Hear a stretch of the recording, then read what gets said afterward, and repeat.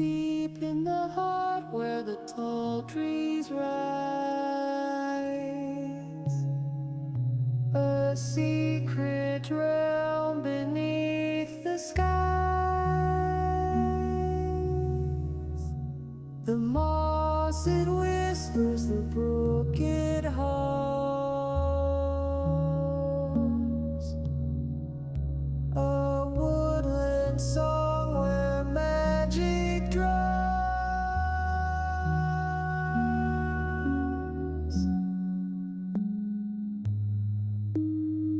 Oh, the leaves they dance, the branches sway through the night and the break of day. Our woodland home where dreams take flight, a sacred haven bathed in light.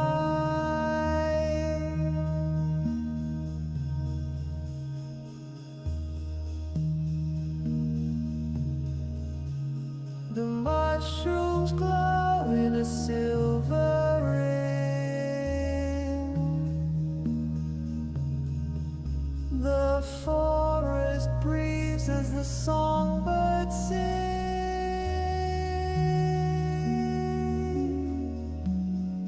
Roots run deep and the canopy wide,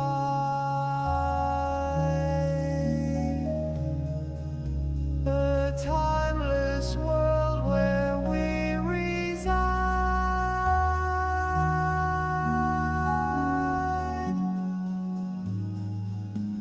Hear the echo of ancient lore through the hollow and forest floor, a symphony of life untamed, where every shadow holds a name. Oh, the leaves they dance, the branches sway through the night and the break of day. Our woodland home where dreams take flight, a sacred haven bathed in light.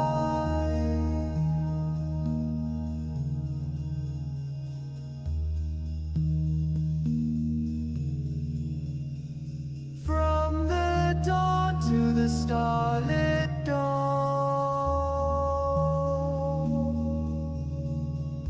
this is the place we call our home.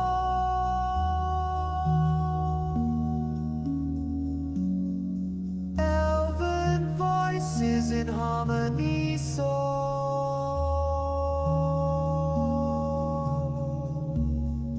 guardians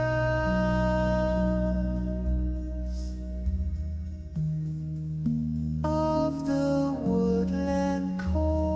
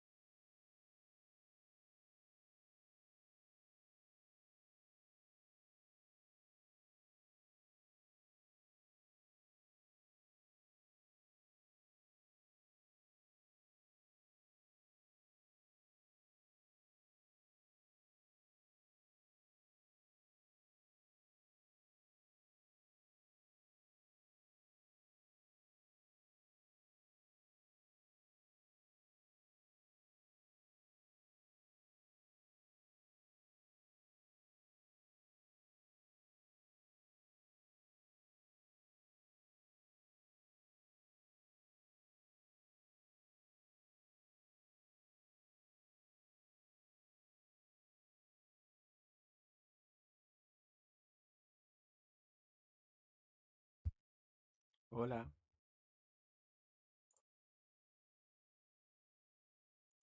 Mm-mm.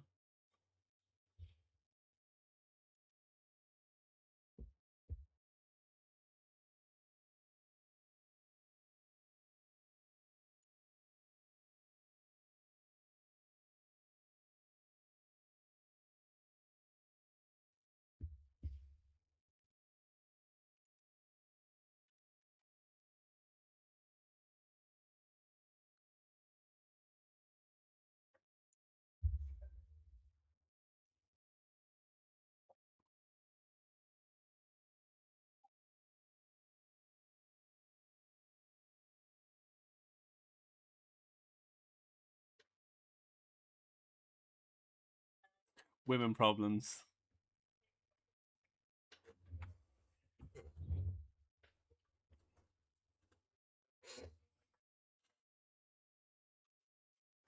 Why, God? Why must women go through these trials and tribulations? Hey man, I'm all for women's rights. Down with the period.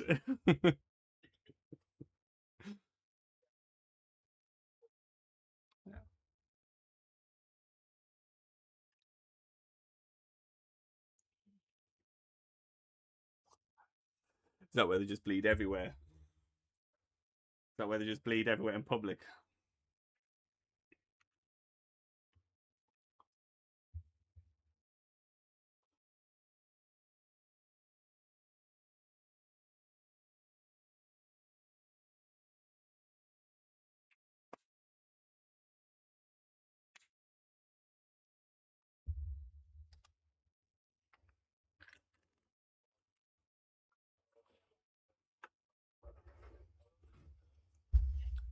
But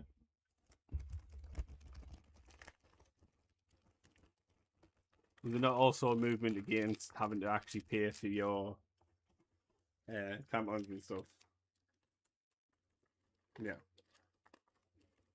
Make tampons free, guys.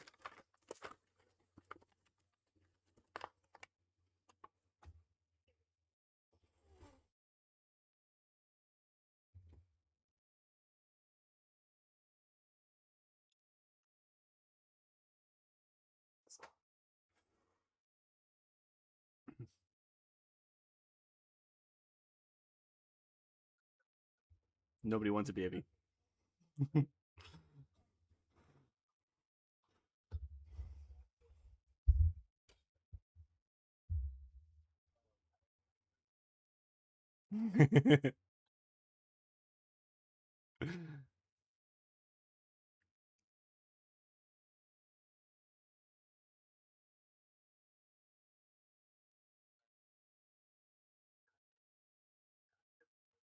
Yeah, you can if you just sit and like strain really hard.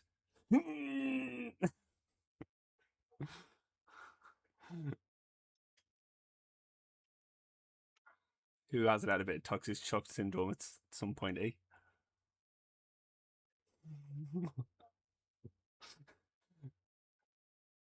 Where are you trying to call me toxic?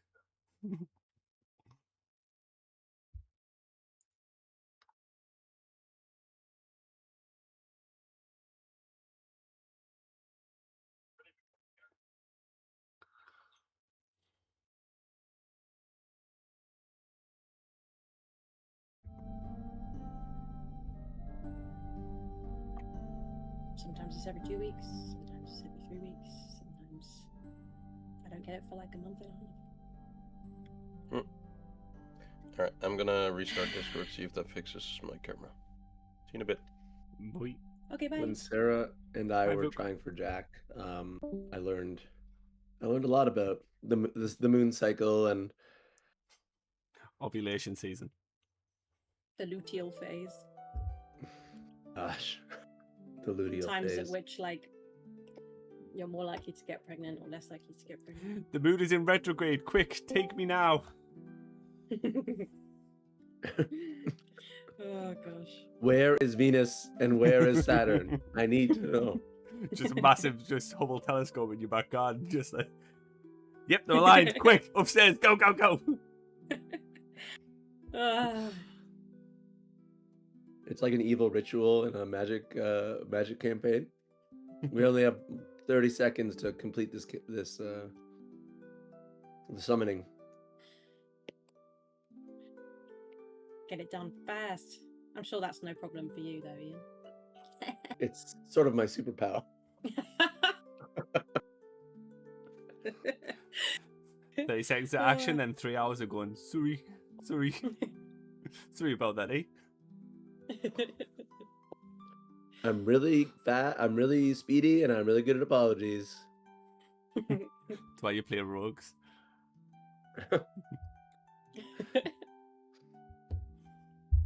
Yeah, my camera doesn't want to this week, guys. Shame. One more try. Now, is it a camera issue or is it an actual PC issue? Because didn't you buy a new camera? No, not yet. Well, I think it'll be. It's like with mine, how it like just randomly decides it doesn't like it anymore, and get yourself on Ball and get yourself an Orky. That's like €40. Where did that come? Yeah, no. My No Mac camera. just has it in the screen. It's great. Is Alex playing? Not today. I think he said yeah. I think he said he couldn't. He make it. playing upset him too much at the end, and he said, "I need a few weeks." Yeah. You can Few use Alex with yourself again. All you North Americans. I'm fine.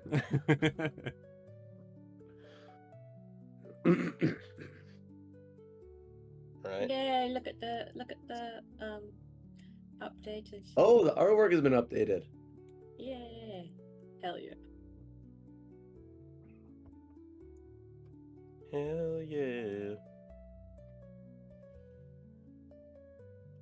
Hey, Vuk. Hello. Ooh, low. That's a good one.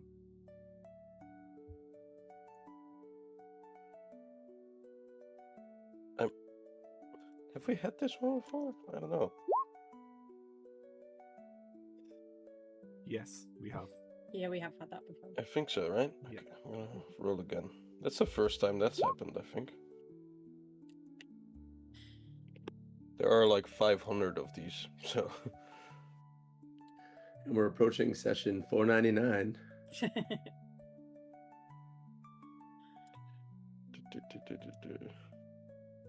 I guess it is a good one. That was an evil laugh if I've ever had one.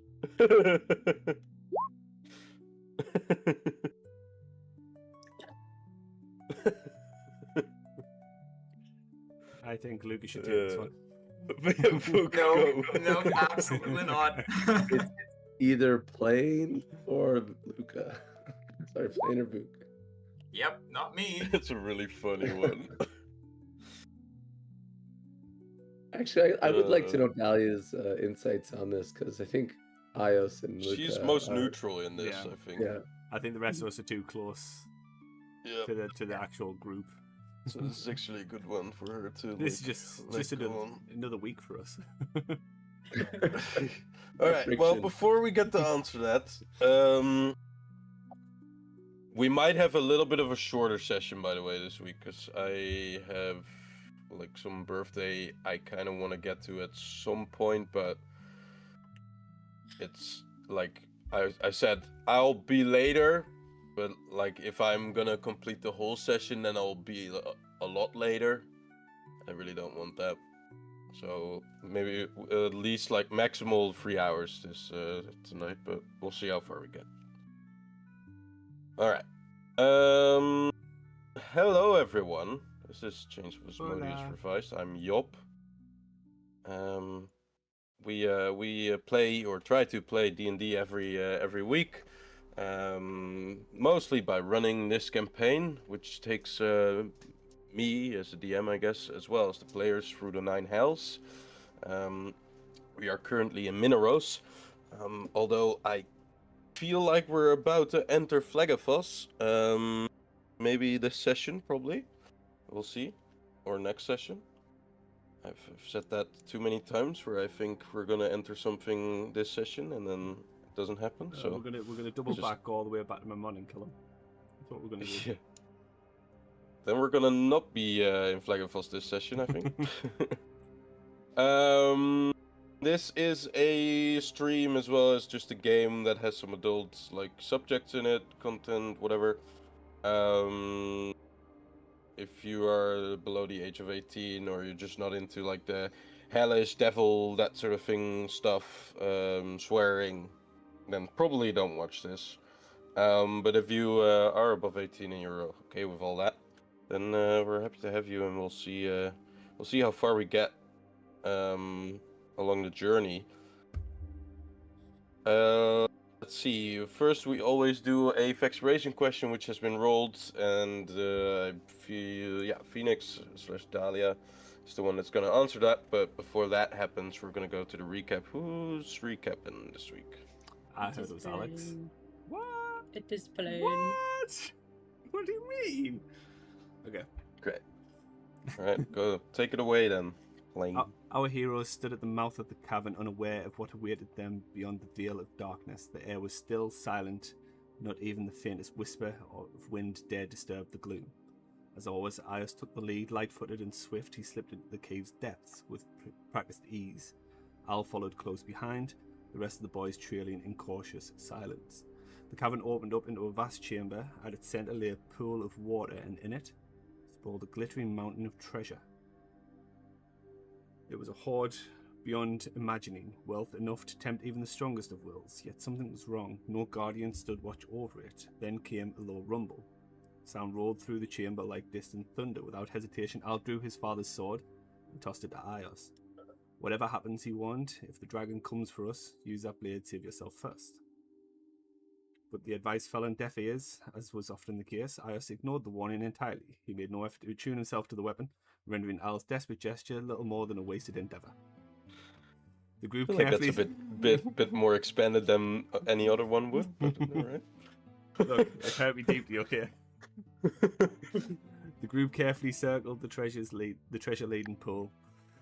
Though the riches beckoned, none dared step into the waters. The rivers and pools of hell were notorious for their curses. More often than not, they brought ruin rather than reward.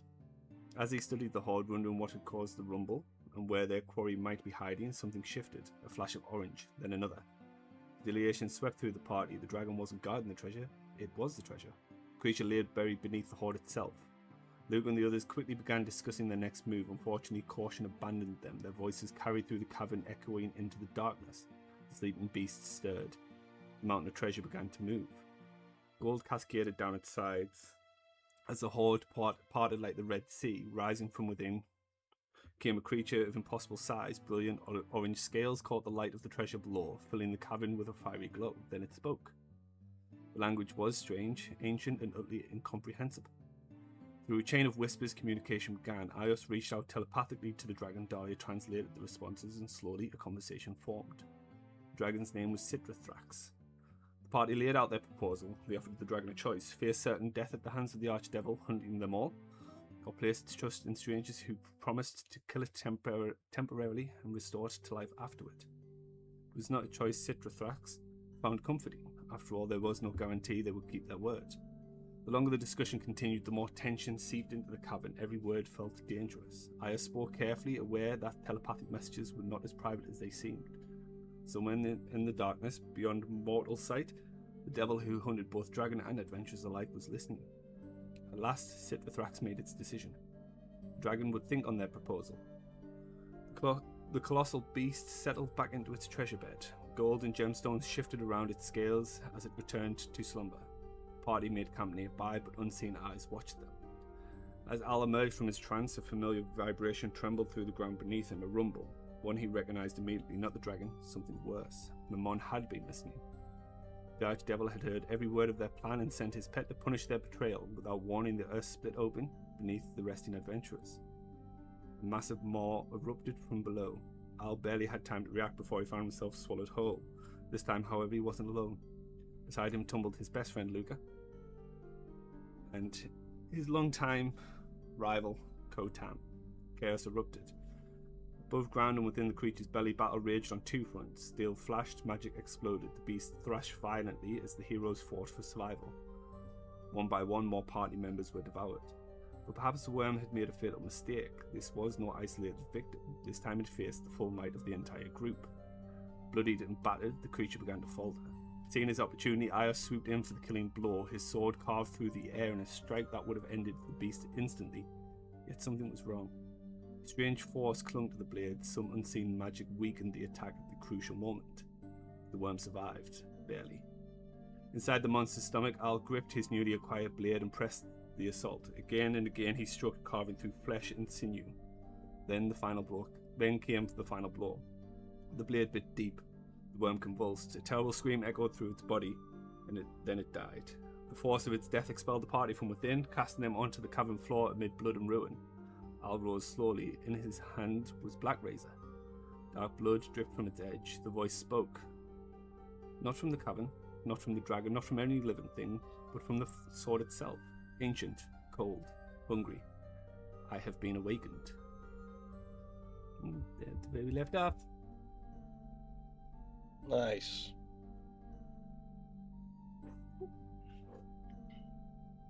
Thank you, Blaine. Great Yeah, recap. that was a crazy moment. Redundant overall about the attunement.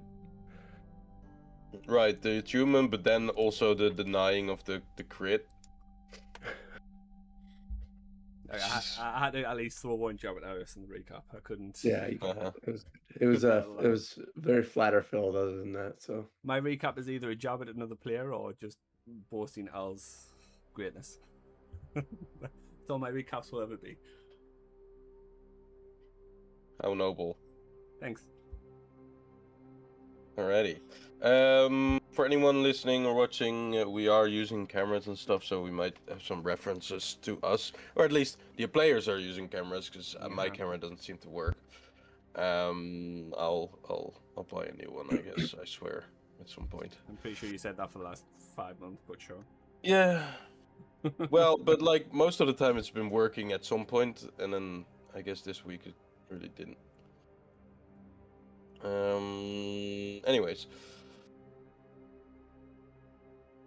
let's get to the exploration question.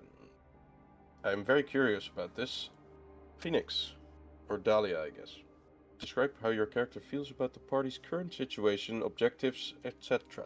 You can expand on like what you're doing right now, but also just the objectives, I guess, in the future.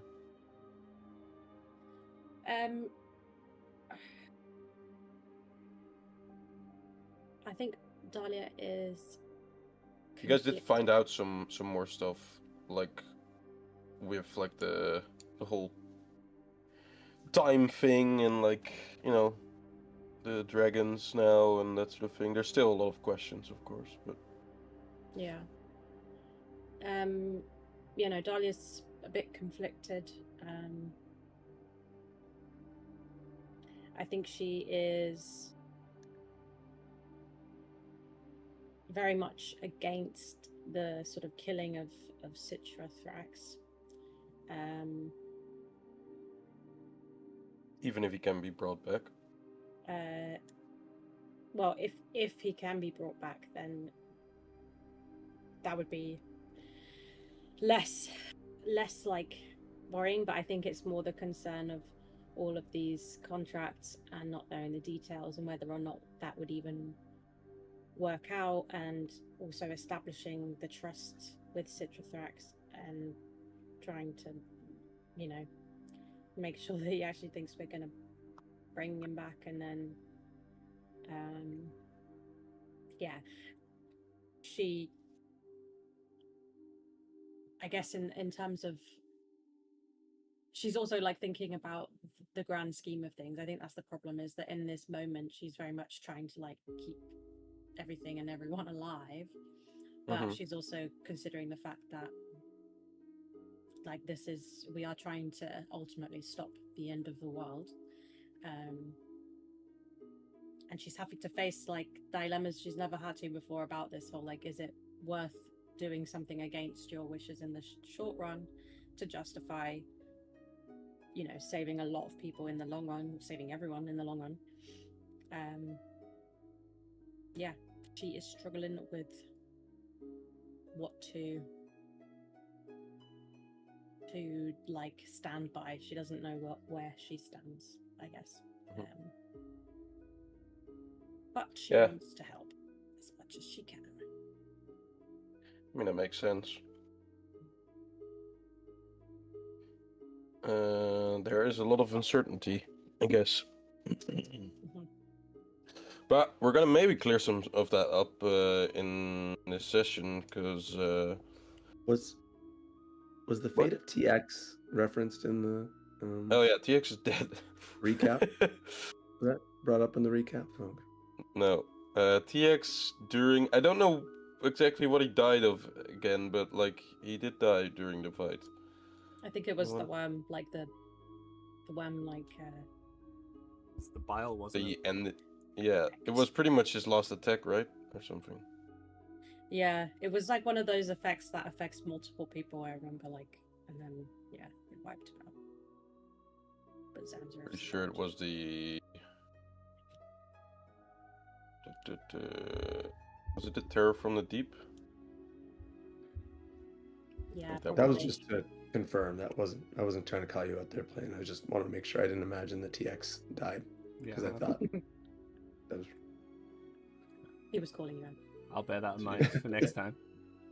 My recaps are just going to start calling out players. Nearly Ian. No, I just Um, thought you didn't think it was important enough to mention. I completely forgot I did a forgot he was cool even with thing, us, to be and honest. also maybe TX died. The more curious thing to find out probably is if you bring him back, is he gonna be normal or is he gonna still be like feeble-minded? Guess we'll That's find an out. interesting thing. Yeah. You could, I guess, try the reincarnate strategy to really make sure, but well, even that is uncertain, I guess. All right. Let's get it. I'm gonna bring you guys back to the Orange Dragon layer. Like Plane described, we last ended with the. Bring some sounds in there. We ended with the Black Razor finally absorbing his first soul after the stolen final blow that El took from Isles there. After it, I guess, happened a few times to him, so maybe they're now equal. I don't know. Absolutely not. He's like Well, 5-1 on me right now. This was quite an intentional steal. But nonetheless, a soul has been absorbed, none other than the Worm of Mineros, into the Black Razor. I think I described it as sort of like a Skyrim dragon soul being absorbed by the Dragonborn. Sort of that visual. And afterwards, the Black Razor awakened, and I don't know exactly what I described him saying, but he said something along the lines of, "Yes, I have finally awoken." Yeah, it was I have awakened. Thank you. And then it was like my new owner or something along the words my new owner. I listened to it like literally before the session, but I can't remember what was right at the end. But yeah. Right, something like that. Al, not only is this voice inside your head an active one, I should check actually. Is the Black Razor like a voice? Telepathic. Is it? Yeah, it is telepathic. Yeah. Yeah. Okay. Which would mean that I guess the Archdevil could also intercept this, technically. Yeah. Definitely. But at least, yeah, you hear this voice inside your head, thanking you for its reawakening, as well as kind of just a satisfaction that it has received. And you feel yourself being kind of surging with power as this reawakening of the blade happens.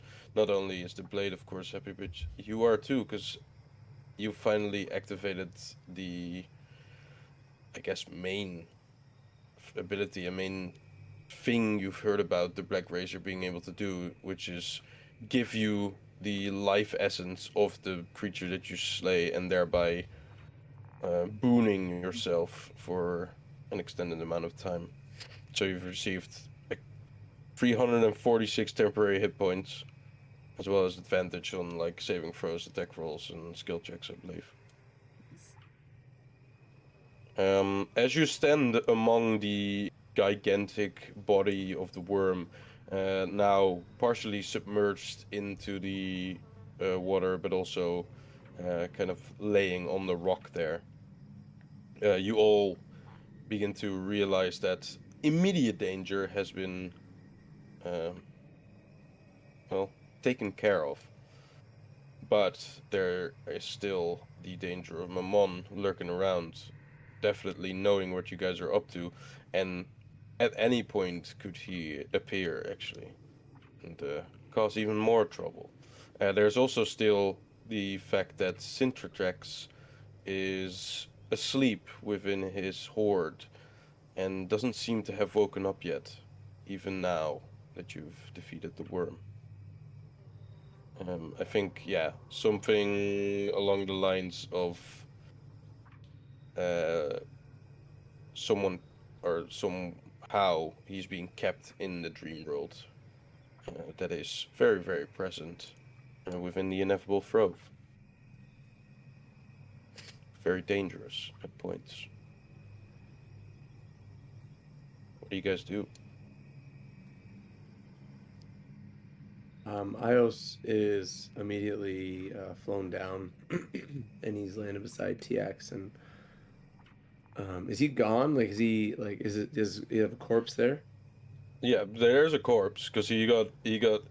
I believe he got like killed by the terror from the deep action from the Worm of Minderos, so that kind of just flung him up in the air and just he landed on the rock here. And you see like part of his skull is kind of like has like a hole in it, split open, like blood is kind of spilling out over the rocks, mixing in with the mossy terrain there. His eyes rolled up.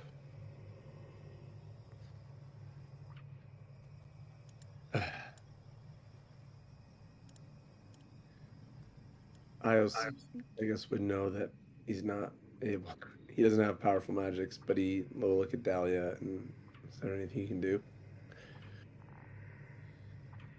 I can prevent his body from decaying. I'll cast Gentle Repose. Mm-hmm. Right, and I will wrap him up in some. I guess burlap or a sack I might have. Wrap him up in something. I'll wrap him up in my bedroll. The blood of his head out of his head is still seeping out at the moment. Yeah, So maybe I'll dress his wounds Mhm. in what ways I can, and cross his little arms over each other and just, like, put him to rest and I'll tightly bind maybe a piece of canvas that I might lay down for camp around him, and then tie that canvas tight and put him in my bag of holding. Well, Sure. before you do Well, that, yeah. Luke is just gonna put a hand and say, maybe I can help. And I'll just reach into my bag, and in his head, Luca's just thinking of testing now whether the resurrection against the river Styx works. And As Before you do it, Luca, go on. Gotem will kind of lay a hand on your shoulder and say, I don't want TX to stay dead. I want him to come back, but I want him to come back the way he was, not as what he is now. Not only does he hurt himself, but he clearly is a danger to others. Might we wait until we can find a certainty or an answer to his condition? I mean, he did kill one of our members upon the ship just now. I want my first hand. There's no finer one to steer my ship, but we don't have a guarantee. I've never brought somebody back that was affected by the river Styx. I don't know what it will do.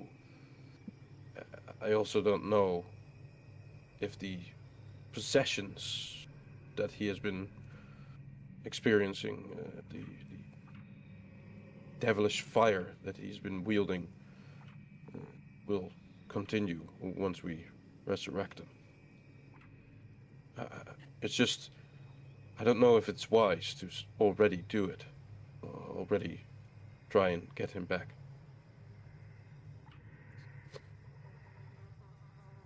So we just leave him dead. That's better than him being as he is. Well, I don't know. I don't know if he will come back as TX or if he will just come back as what he has been recently. But that's what I'm saying. So you think him being dead is better than him being affected by the river Styx? The river Styx is one thing, but the murderous possession that he's been experiencing as of late, that is the thing I'm worried about. I feel that because of the river Styx, because of his mind now being so weakened, something has inhabited him.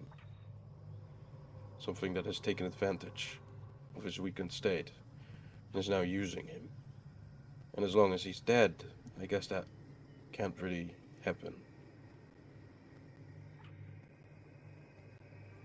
Wow. Luca just releases his grip on the diamond and it falls in the bag. Then he just takes a step back.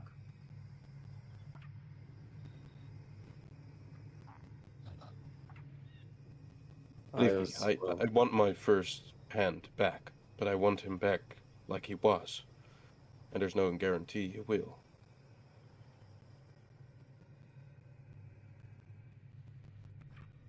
Cool, we understand. We understand what you're saying, and I think having lost someone, it's still a little raw, but it does makes logical sense that if we resurrect him now, he might be just another thing to worry about, and if we can do it right one time, then there's a lot of merit to that, yes. But Right. Maybe Sintertrex can tell us something about that. I mean, he is an ancient dragon. I don't know. Maybe he has some knowledge about it once he wakes up. I'll say to He the, does oh, sorry. seem to be stuck in the dream world, in the dream state.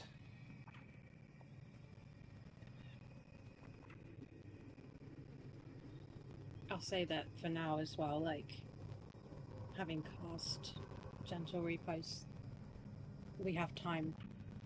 Like, we don't need to worry about the urgency of bringing him back necessarily, Right. so it is okay to wait. Gentle repose prevents something being resurrected as an undead, doesn't it? Yes, so they can't become undead and they don't decay. Aren't you a That's cleric, good. Core? Well, yes, but I've never cast that spell. But surely you should know all about that spell. After all, it's a spell of our repertoire. It's a spell of our god. Actually, I can cast gentle repose. Yeah. Never mind. It's literally the whole religion that we practice is to stop humans Right. from being undead. I'll say this then, and I'll say, instead of I've never casted, I'll say it's been a long time since I've casted it. Maybe the River Styx has been affecting me slowly as well, as he scratches his head.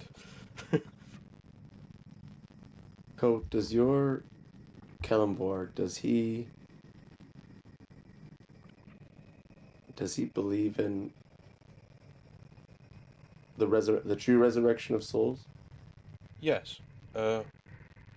Resurrection to a lively form is something that he Okay. can support. Not always, but most of the time he does. It's a prolonging of natural death. He And finds it. is it natural for a soul to be destroyed altogether? That depends on the way it is destroyed, I think, Ayas.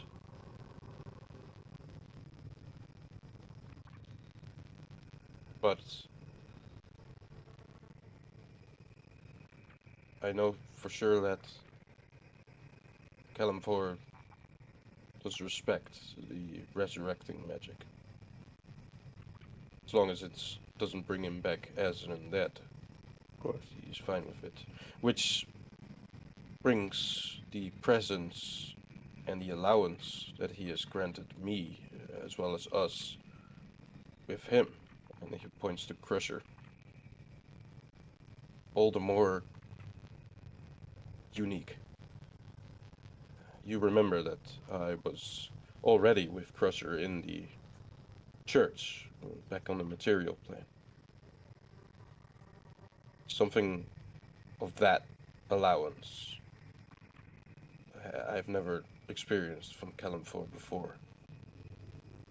There must be a reason why he allows me to be with Crusher. It is directly against his beliefs. Yeah, that's been a running theme as of late.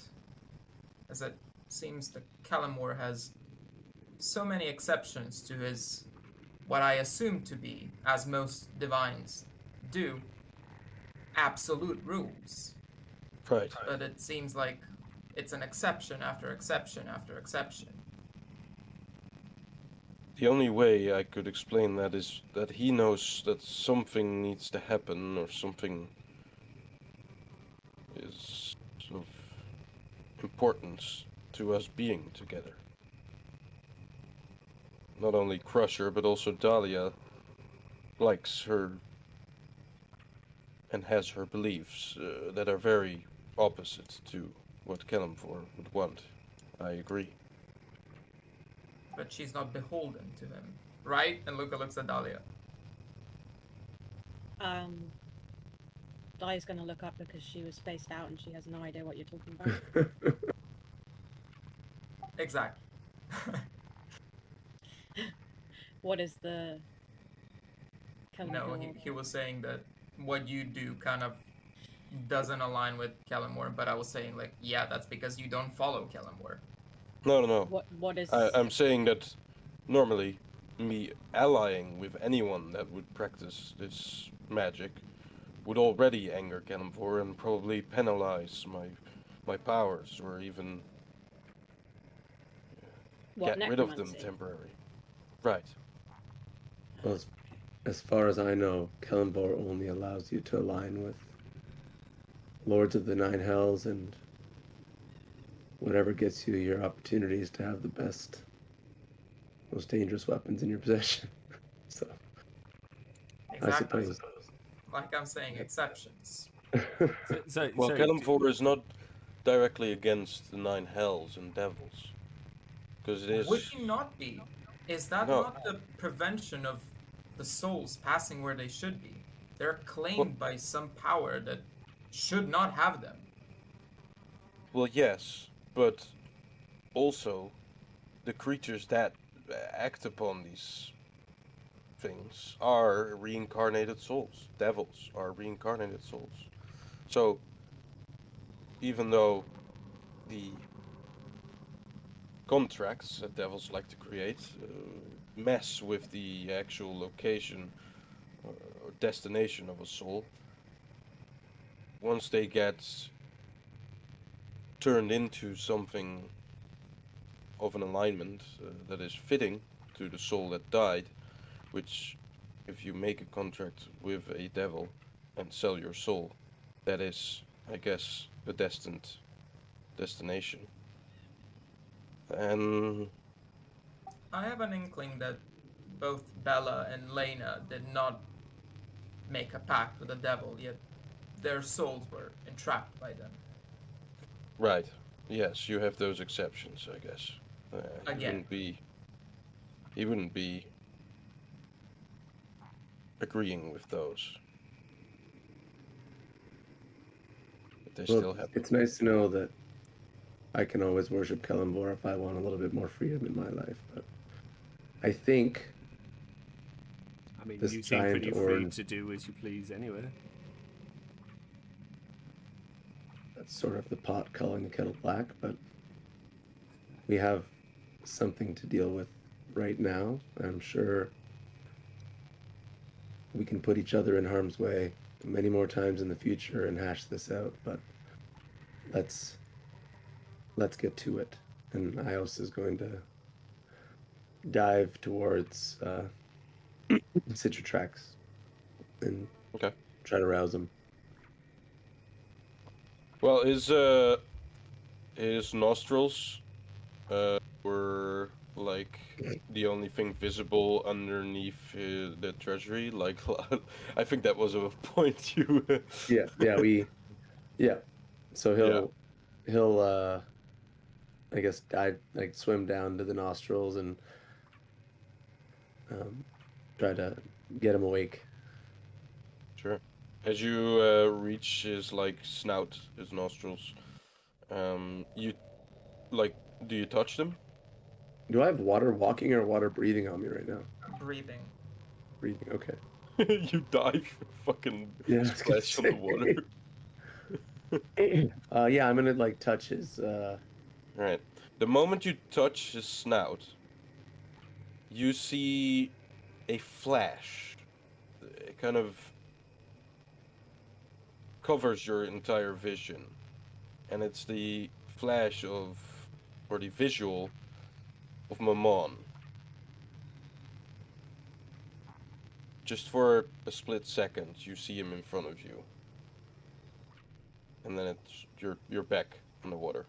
like sort of like a bad guy laughing in Power Rangers, like just It's like not really, there's no sound. It's just, well, what it is, not that you would know, but I described it, I think, with you. It's the same grinning laugh and kind of like position that he had within the dream that Dahlia had. It's just a kind of neutral position, but with a ear-to-ear grin. I also will swim up. Well, I guess I'm gonna try. Like, could I any reaction to? You touching the snout does not like make Citratrax react or in any way.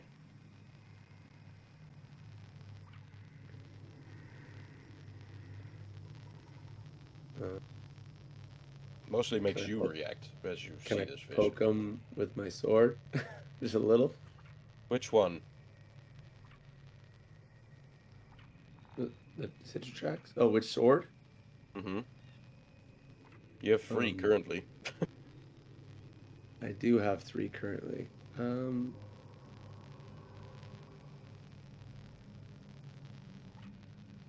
How the fuck does a sun sword work underwater?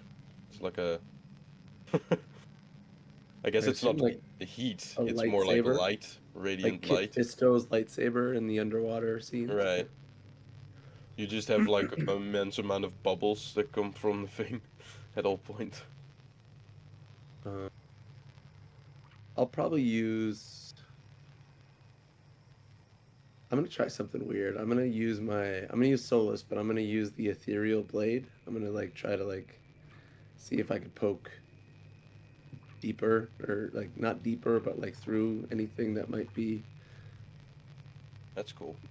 Are you gonna? Yeah, you're gonna gently use the red soul to like go through. Yeah. Okay. As you swipe your sword slowly through the water, you use the red soul to activate it, and it kind of goes ethereal for just a second. It goes through the snout and like nostrils of the dragon, and at that point it does seem to react a little bit, more like a rustle as it kind of moves. It shocks a little bit,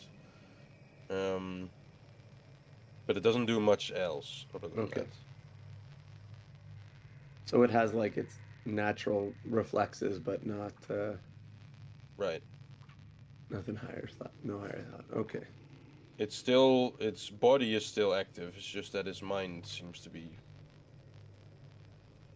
deep and deeply buried within these dreams.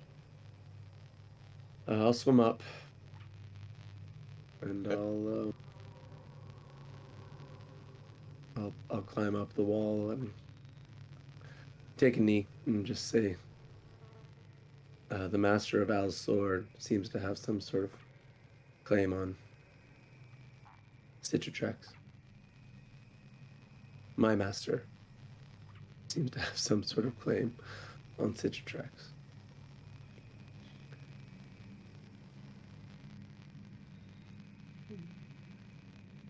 The ineffable Throve is the dump site of Mammon.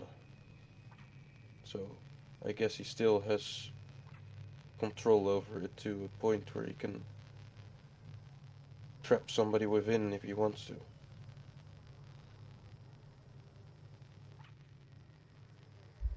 What do we do? Maybe we all rest first. Since there's some of you didn't complete. Are we safe to rest? I don't know. I don't think I anyone's mean- safe to rest in the hells. Not truly. Mammon can show up at any point, isn't it? I think if he was going to show up, it would have been the moment his worm was dead, or Right. when the worm had devoured majority of the party. Divide and conquer and all that.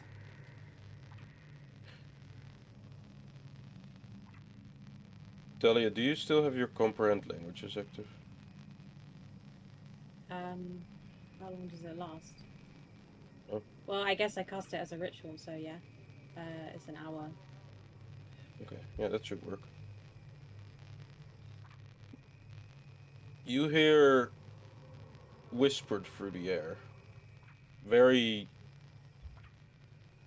slowly and with a lot of struggle.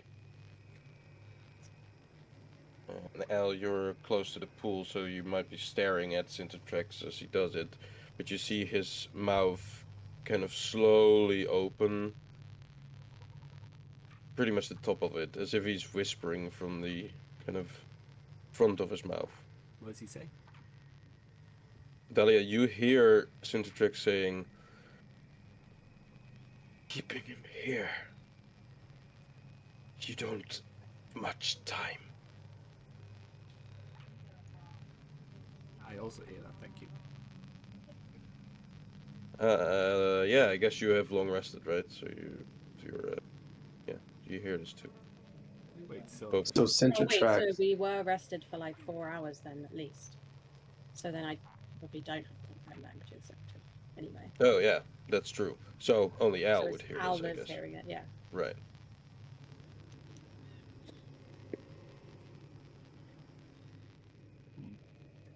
well, that's unfortunate because there's not much we can do about leaving. Do you recite this to? Yeah, okay.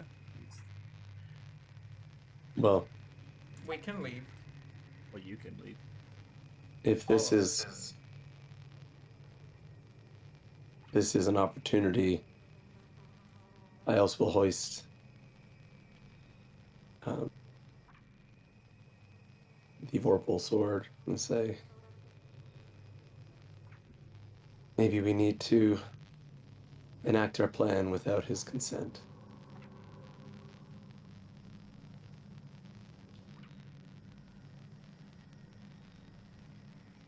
Oh yeah, I mean, I'm fine, but is everyone else in the right Well- shape to take on a time dragon?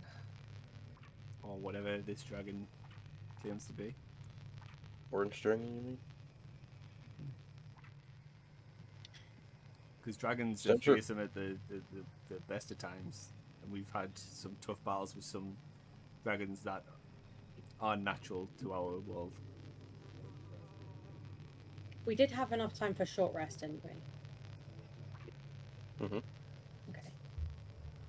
So I'm sure I'll say, if Centotrex is the one keeping Mammon away for now, if he's keeping him busy, would killing Centotrex not free Mammon? And then he would appear here? But maybe we would have no reason to appear here because we would have fulfilled what he asked of us. Albeit, tried to deceive him first of all, but And killing his worm. yeah, well, And shouldn't send his leaving with pets to do his Scott. job. If we leave before Al has fulfilled his side of the bargain, then He dies. he'll die as we leave the plane, will it not? Will he not? I will. And I have a funny feeling that there would be no coming back from this one. Yeah. And if we try and kill Mammon or his wife, nothing happens. The contract still stays up. So this is literally the only way. I think we should stay put. I think we should, even if we have to wait and bide our time and then deal with Mammon ourselves, like, or wait for Citrothrax to come to, then If that's The issue if- I have is that if we wait and Citrothrax loses the grip that they have on Mammon and Mammon turns up, they immediately take Ios. And it's not just they're puffed to his sides. I'm pretty sure Ios would end up in his vault.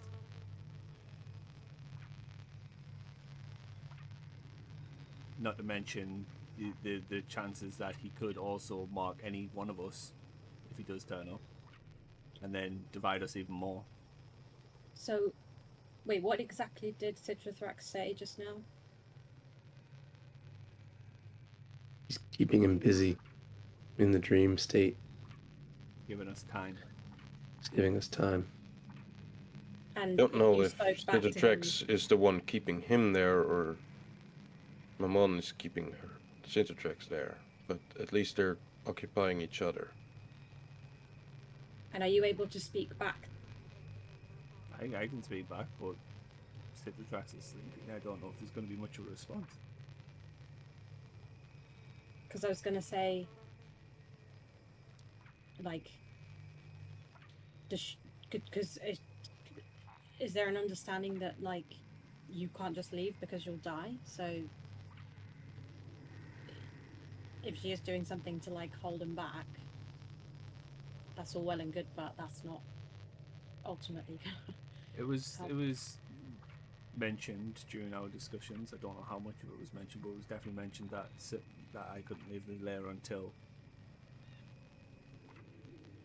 we'd getting her Citrothrax to agree to never return.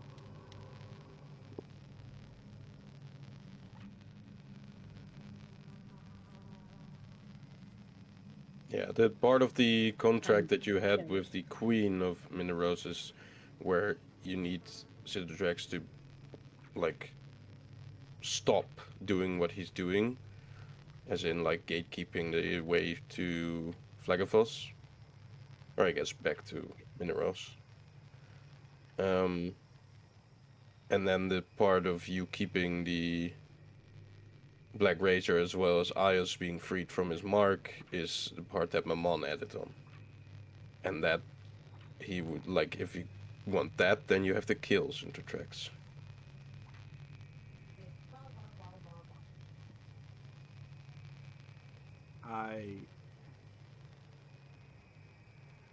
I side with Ios in this one.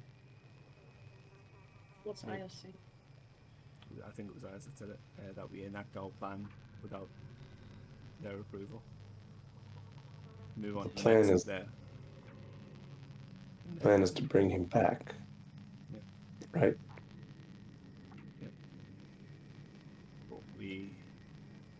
But we also said it doesn't matter if we bring him back. If he's still a nuisance to them and he continues doing what he's doing, then that didn't fill the contract. No, but Right. it would remove the mark at least from Ios, because the moment the dragon's dead, Ramon claimed in the contract that Right. it would remove the mark. And But we still that's- have a that's- contract on you. Yes, but my biggest worry right now is trying to take on Mammon when he has control over one person and he can divide us. That's my biggest concern. The reason I agree to it is because we remove the mark and then we deal with Mammon afterwards. But when we deal with Mammon, what happens? What, whilst the mark's there? No, if we scenario kill Sintertrax, Aios doesn't have his mark. We fight with Mammon, and then what? We kill him. And then what? Well, You still have your mark. The sword still has the mark, yes. I still have the contract, but without Mammon breathing down our necks and the ever threat of the Archdevil hunting us on his lair, we don't have time to sit here and argue and barter with the dragon. But what I'm saying is, if you leave the mark, if you leave the layer, either way, you're dead. Yes, but what I'm Well- saying is that if we can take care of the mark on Ios, then deal with Mammon, then we don't necessarily have the Archdevil right down our neck. So it What gives if us you- time to actually barter with the dragon to agree to my part of the contract, so then we can leave. But right now, we But- could sit here and try and barter for another deal with that dragon, but Mammon's only going to send more things after us or come after us himself. With that, Alex, He's not coming if you after do- us. if you do that's kill the whole Sintertrax- point. He's not coming after us. That's the point. He doesn't want to deal with the dragon himself. Yes, That's but why the- he the- didn't do it. Yes, but there's only so Mammon can definitely deal with this dragon if he wanted to, 100%. I don't think so. Then why didn't he do it? Because he didn't want to get involved in whatever the bigger plan for the dragon was. But it doesn't mean that he's not going to turn up and just take care of us and then leave the dragon to somebody else. At What the if end we of the took day, care of the But dragon? we are We're his always in greatest danger. chance now to take care of the dragon. He He's doesn't got- want to lose that chance. He's got the entire layer of hell. Like, if he wants to take care of the dragon, I'm sure he could. Maybe the whole Find reason something else. Semseriv will kind of chime in and say maybe the whole reason he's keeping Sintertrax in the sleeping world is because we can then kill Sintertrax. Exactly. What if we kill Sintertrax and he can't come back because Mammon is holding him? That's also possible. And then what if we do kill Sintertrax and Mammon doesn't decide to show up and doesn't decide to barter, and then we're just stuck in the hells? Also very possible. We're betting on things that We wouldn't be someone just- else though. do things now and then You would we shrug. you would Because- have to give because- up. You'd have to give up your sword if we were to leave this plane, right? Like you would have to. No. You would have to return your part of the contract, would you not? If you wanted to live after we left. Not if we kill the dragon, and if we kill the dragon and take the dragon with us to the next plane, there's nothing that Mammon can do there. We kill the dragon, we can leave. We can bring the dragon, find a way to bring the dragon with us. Killing the dragon, if you don't revive him, technically fulfills the whole contract. Yeah, Because and we you can kill leave. the dragon. Also, you make him not like be able to do what he's been doing. So you fulfill the Queen's and the Mammon's part of the contract. It's just if you revive him, then you have a chance that, of course, he's gonna go back to doing what he's been doing. But then I guess you have to convince him to not do that.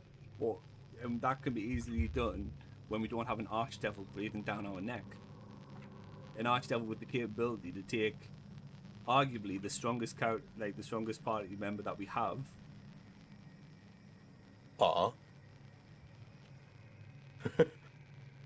That's wholesome. If we can kill the dragon, find a way to get the dragon onto the next layer of hell, the mark gets removed from Ios. Mammon would then have to come to the next layer of hell to find us with the mark on my sword, but we can move on. That's my point. And then whilst we're on the next layer of hell, we find a way to convince the dragon not to come back. And if he does, then I die. How do we get the dragon to the next layer? I would much rather. Well, that's what I'm. Was that cool? Yeah. Oh, cool. Not only that, but how do we fight Mammon? If he doesn't show up right now, do we just march onto his city? Like, what do we do? We only have to fight Mammon if we decide not to kill the dragon.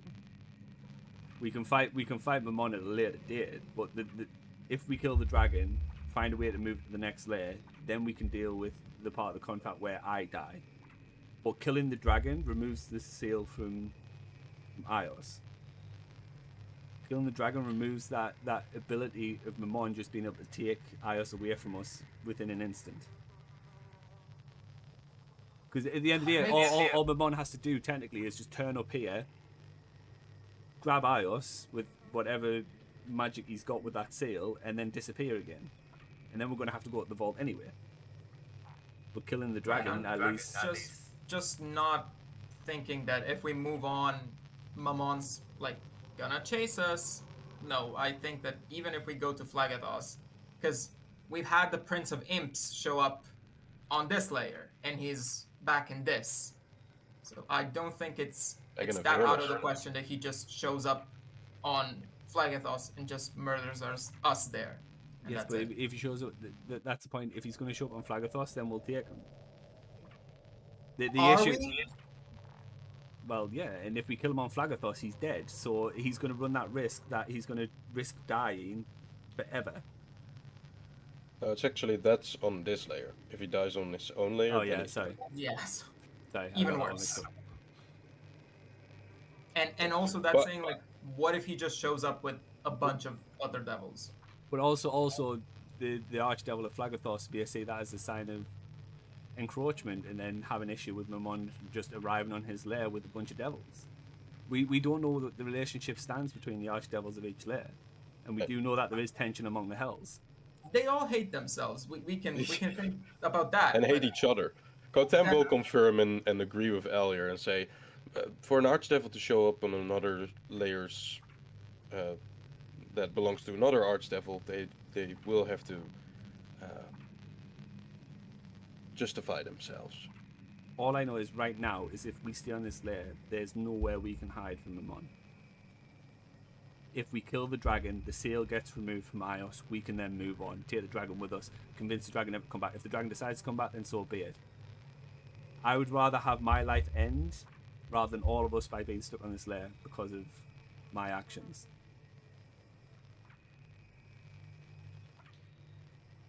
We have a much better chance and much more time to convince this dragon once we've resurrected it on the other layer. We can even, Kotem will say this, we can even kill it and then flee this layer and then come back at some point, trying to resurrect it then. Do we have any way to shrink this dragon down? Can we polymorph it after death? Is that a thing? I think... Nope, it's a creature. Yeah, not a corpse. I'm gonna pull out Can we? Solus and... Could we not and polymorph it and then kill him? Or would that then No. transform it back to a new Transform shape? it. revert him back. Yeah. Could we? This is above table. This isn't Elsbane, but Is it possible to like raise dead and then resurrect somebody after that? If you can raise dead, you have control over what Raise dead is No, is raise that, it resurrection. just brings them back. just brings It's them back. animate dead. Animate dead. Okay. And that- you bring back humanoids, so Right. So we wouldn't then be able to like bring them back and Wouldn't work on a dragon. no. It brings a skeleton or a zombie. Yeah. Okay. I'm gonna speak to my sword, Solus, and ask Elden Sir if he would house the body of a traveler while we went through the hells. And I know we probably wouldn't be able to do this more than once, but right now our souls are in jeopardy and deals have been struck, and I can't in good conscience leave the body of a dragon that is lost from its time here. If we can't move it, I don't know if I can leave. As you have hold of Solus and just kind of state/ask this, I guess. In the reflection of the sword, you see first the eyes of Eldenser, ever watching. But then you see that the reflection kind of changes, and you see the 5 orbs, all in the classic chromatic shades that were used to previously house the souls of the dragons you slain on the material plane. That's it.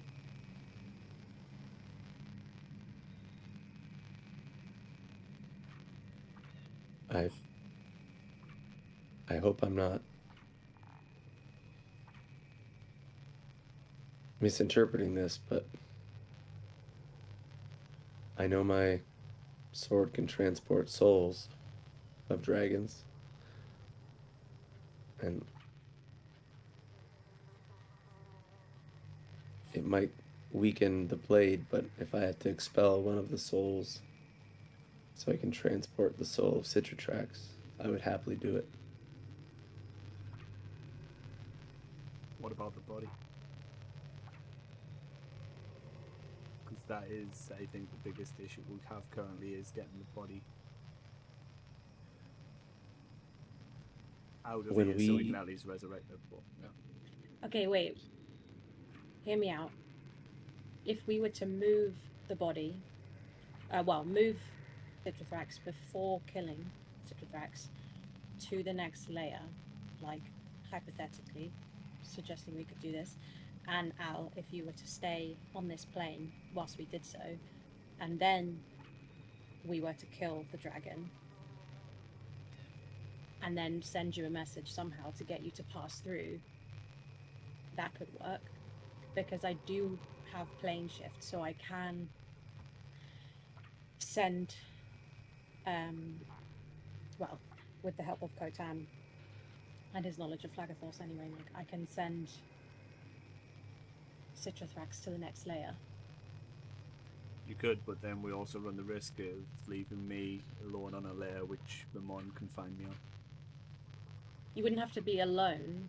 I mean, obviously, some of us can go with you. Some of us could go with Citrathrax. Some of us could stay here. Well, we're going to split the party trying to kill a gigantic, colossal orange dragon. Well, one can only hope that we'll be able to walk to that dragon. You know, I don't know what will happen when we move it, because I would assume it might wake up. If it doesn't wake up, then we have the advantage of it being in this state to kill it. I think once it's off the layer, Ramon loses its grip. Okay. Which then- well, Once it's off the inevitable Frover, probably loses its Yeah. grip, because that's where the dream kind of states. You've experienced it yourself, Dahlia. Can you plane shift dead bodies? It does specify it has to be a creature, so I would say no. It doesn't specify But a I living tell you creature. what, it doesn't specify living creature, no, and this is a level 7 spell, so. Yeah. But equally, I can also move us all, including Citrithrax, to somewhere else on this plane that's outside of the ineffable trove. Because if, like Kotam just said, it's just the ineffable trove that's keeping him in the dream state. Then we're back to square one where Ramon could potentially show up regardless. In D&D, a corpse is generally considered an object, not a creature. Right, okay. Okay, so yeah, the only option we have if we want to move Citrithrax is to do so whilst he's still alive.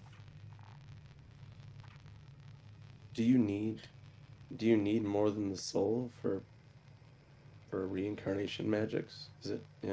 Okay. Everything. Oh, and you need even your body. if you cut off his head, I can do it. I can regenerate that though, in theory. I think it has to be So living to regenerate. Oh, okay. Oh yeah, true. Actually, if you chopped his head off, that might be a bit. Unless he survives that somehow. Dragons are pretty powerful. Doesn't reincarnate state that you have like needs like some like one piece or something? Reincarnate, yeah, but that's a spell that none of us can do yet because that's like a 8th or whatever spell. Isn't it? You already have a scale of the orange dragon, so. Oh wait, no. Does no. does a dragon reincarnate as another type of dragon, or as like something else, a butterfly? No, but What a beautiful thing to find out. Reincarnate works on humans. Yeah, it Or does only humanoids. work on. Yeah, I'm looking at it now as well. It only works on humanoid. Because that we were talking about that for TX specifically, and it's like expensive. If a dragon can switch into human form, as we know they are able to do from time to time, and we kill the dragon in human form, do they remain in human form or do they become their dragon selves again? I think they revert. I'm not. I guess I also would probably have the best grasp on that, but Because it's not necessarily like polymorph that they use it, it's like an innate ability, right? Well, if it's also shape change, that's also kind of like polymorph. Ayaz, you're the dragon expert amongst us. he just recounts a long story about Bahamut turning into a monk and walking amongst the people, and him being a generous person with seven golden canaries, and the moral of the story is love thy neighbor. And then he stops talking because he actually doesn't know. I think I've heard that somewhere or read that somewhere, but Yeah, there's a lot of symbolism that traverses all of the deities.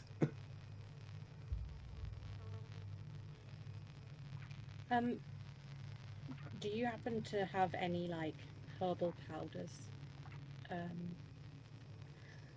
Luca? any like what? Herbal powders. Basically anything that's like ground up. That's. I have some herbs. Let me check my ingredients pouch. I have my sleepy time tea, but I'm not giving that up. So While There's a lot of, also, there's a lot of plants and stuff around here where you are. So whilst Luke is chatting, I'm just going to turn to Cor. Like, if there's any way to speak to our god now and ask for assistance, this would be the time. I have been trying to reach out to him. You might have tried, but I stopped trying a long time ago. well, I haven't. And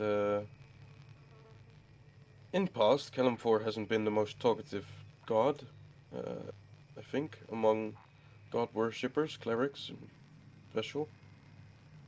But he's been rather quiet. I guess that allowing me to be in the presence of, like I said, Crusher or Dahlia, maybe this is his punishment? I don't know. I really have lost a little bit of touch with him, I'm afraid. I suppose an even bigger alternative is you guys go ahead without me, and I remain here with the dragon. If, as you say, Mamon won't show his face in this place, then maybe I'll be safe here.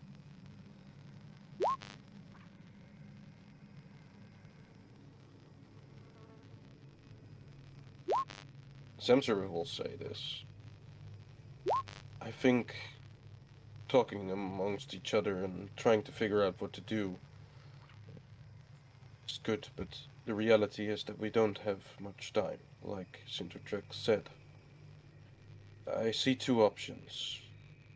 Either we kill Sintertrex here and face whatever consequences we have after that. Breaking, of course, solving the contract, at least for now. But, well, Mammon will be free to do whatever he wants after that. Or we wait here, and we wait for Sintertrex to wake up. If they do, and Mammon will then show up, at least we'll have Sintertrex on our side, I'd imagine. Maybe she'll even help us fight him. I can't guarantee anything like that, but she'd rather fight with us than with him, I think. I think she'll fight for whoever's willing to give him answers. Yes. That's all they want, really. Yeah, I suspect that's why they've been here, trying to find more information, more answers about what happened, and why they're here.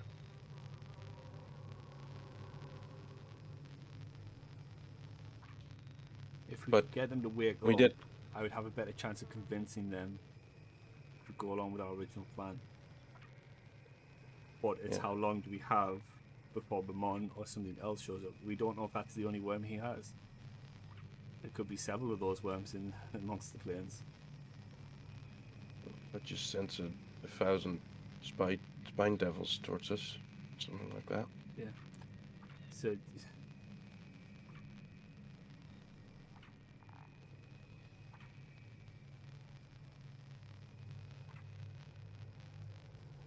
I don't think splitting up is the answer. That's all I'm saying.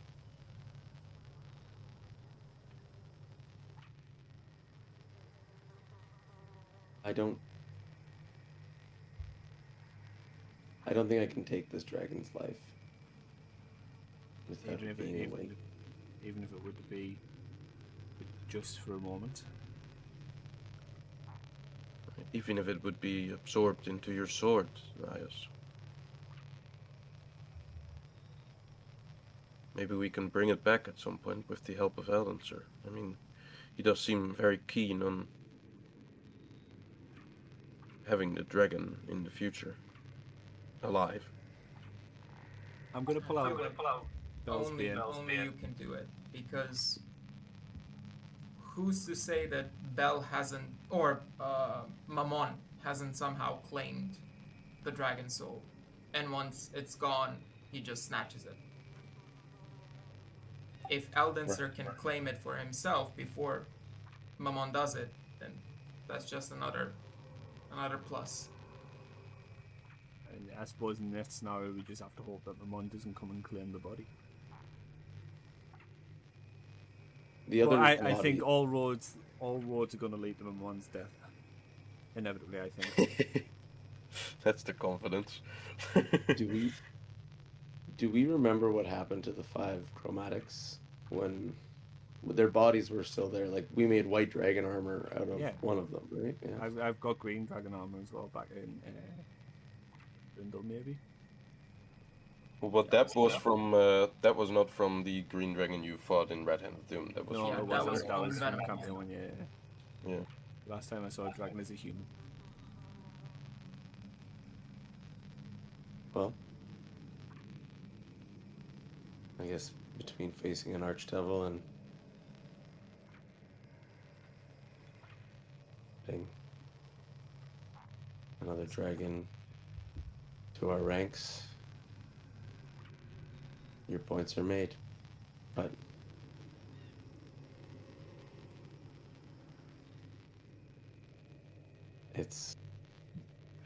the idea is scary, that a death might be final here. So, Al, please keep your sword as far away from this dragon as possible. Does Ayas even know about the Black Razor and what it is? It did see you absorb the Worm of Mineros, or at least his soul. No. I'll say that the kind of visual or something that he has experienced with the 5 chromatic dragons was also kind of similar to the one you've If now you experienced saw with Black Rose. Ios critting, then Ios saw you absorbing. I sense That's it. That's the way it works. I channeled my divinity.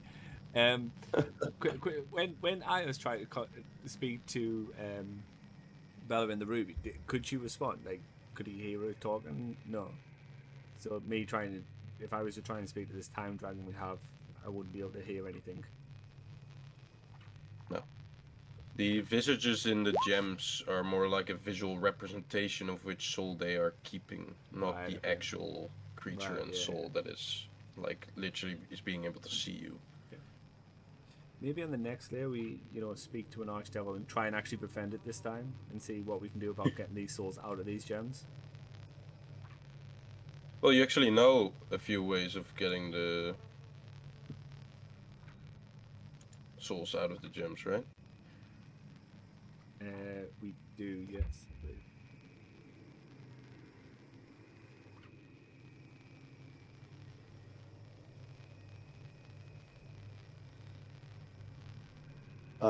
Okay, so before Ios is going to stab this thing in the heart, dragon heart style,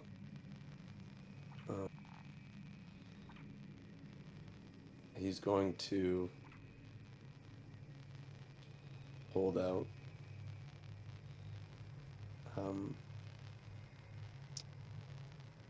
the Vorpal sword, Mm-hmm. and he's going to put Good. Solus beside it, and he's going to say to Elden Sir, if there was a time for one death strike from one blade that can do it, I think this one might be it. So, with your power inside of this blade, Al's blade, his father's blade, with one stroke, one pierce, I might be able to save this dragon a lot of pain, protect its soul and kind. And maybe he'll say this quietly. Show my friend that an heirloom that he cares about greatly still has a lot of value in his life.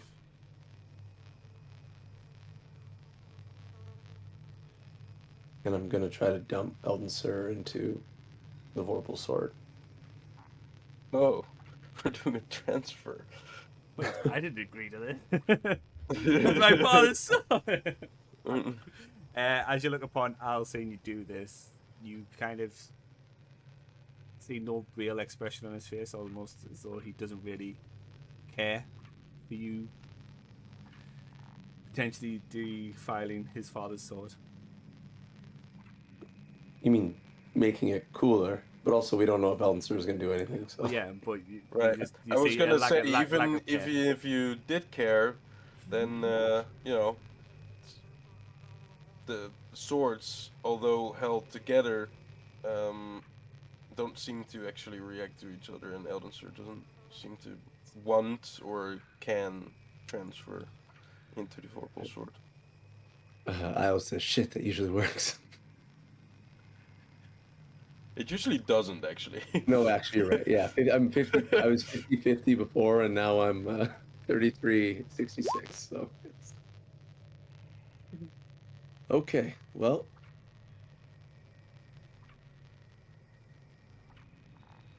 anything we need to do to prepare? Do we think this dragon is going to wake up?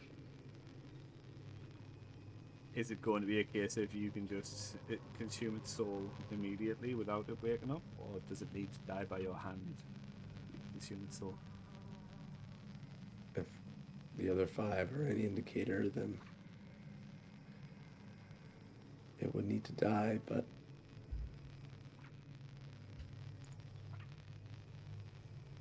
I hope I can Do it with one stroke.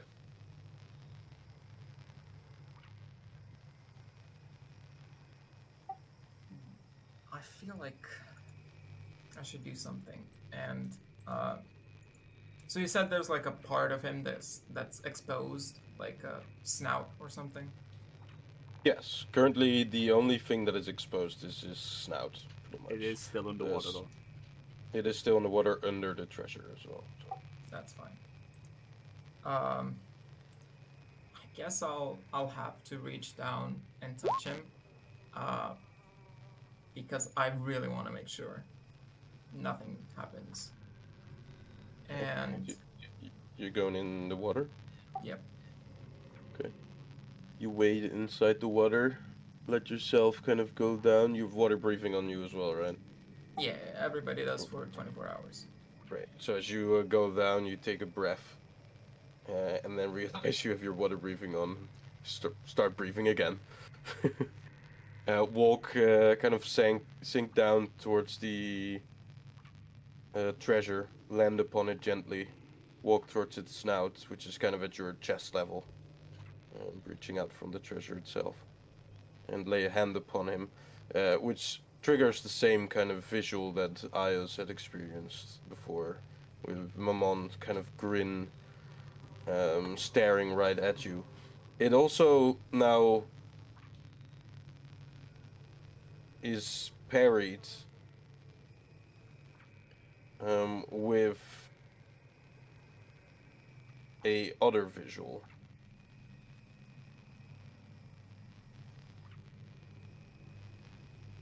As you see the grinning face of Mamon, you also see Sintertrax laying down underneath Mamon. Kind of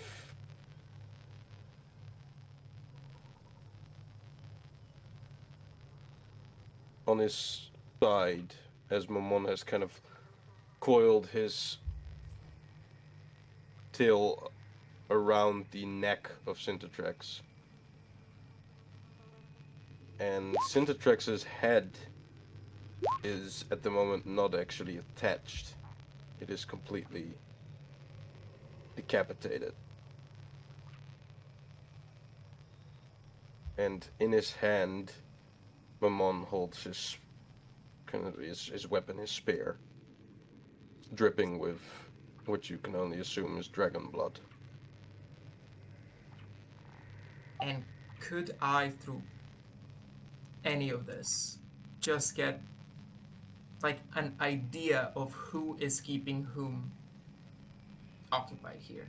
Is it Mamon because he's trying to show me this picture of like, this is what I'm gonna do? Or is it the dragon that is like enticing Mamon, or like giving him this beautiful dream and keeping him occupied?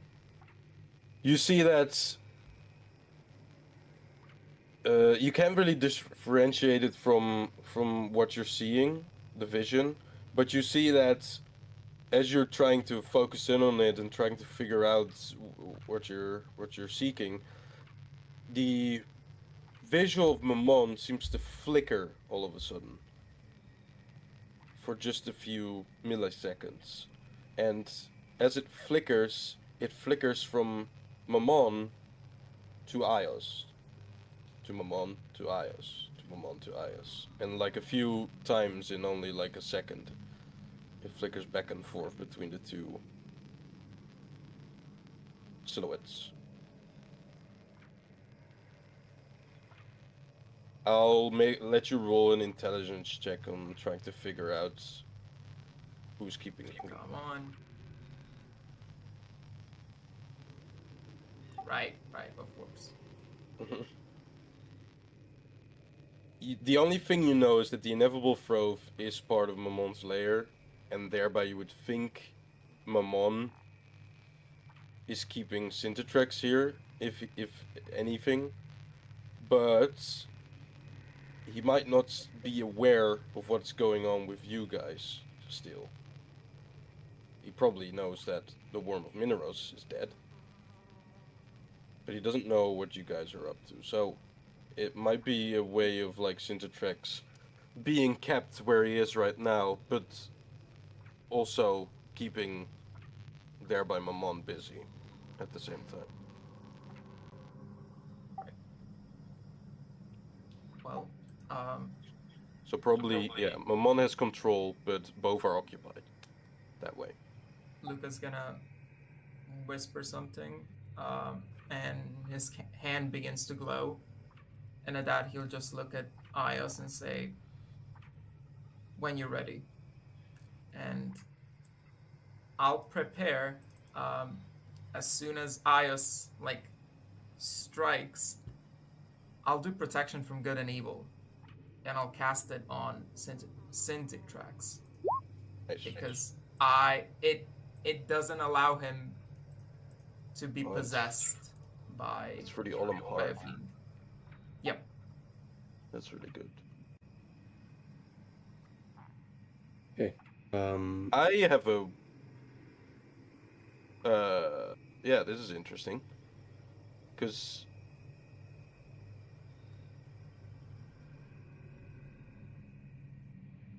I mean.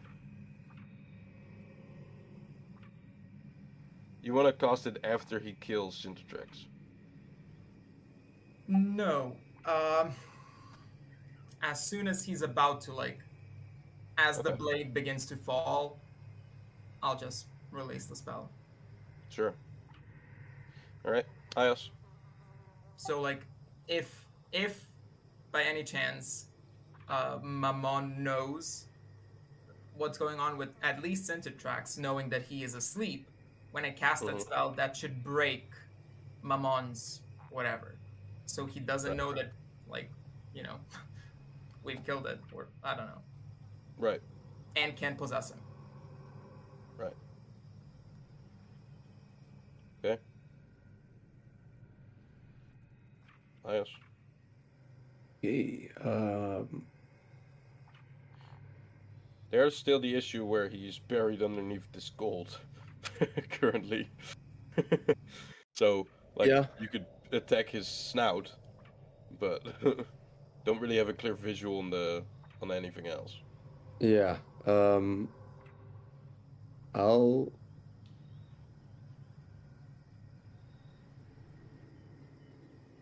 How much gold? Is it?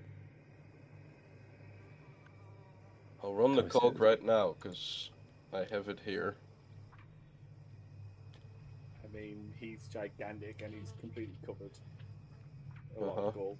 And I can just see his two little snout notes, the note holes.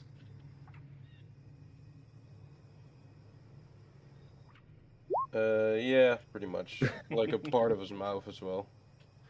Is this like a pool that's got 26,245 gold pieces. so? Yeah, is this a thing that has a stone on the bottom? It kind of looks almost like a bowl that's full of water and gold, and he is underneath it, or is it bottomless? No, yeah, it's like a bowl. It's like a bowl. Yeah. Because in theory, Definitely has an end, probably. You don't know how far it goes down. It has to fit an orange dragon, Yeah. an ancient orange dragon, and as well as like a stupid amount of gold. But other than that, yeah, you don't know. I could remove the water, and then you could just get the bag of holding and put it underneath the gold and just let it all fall in. I think the sheer mass. I keep forgetting the bag of holding has limits, and I Yeah. think the mass of this gold would.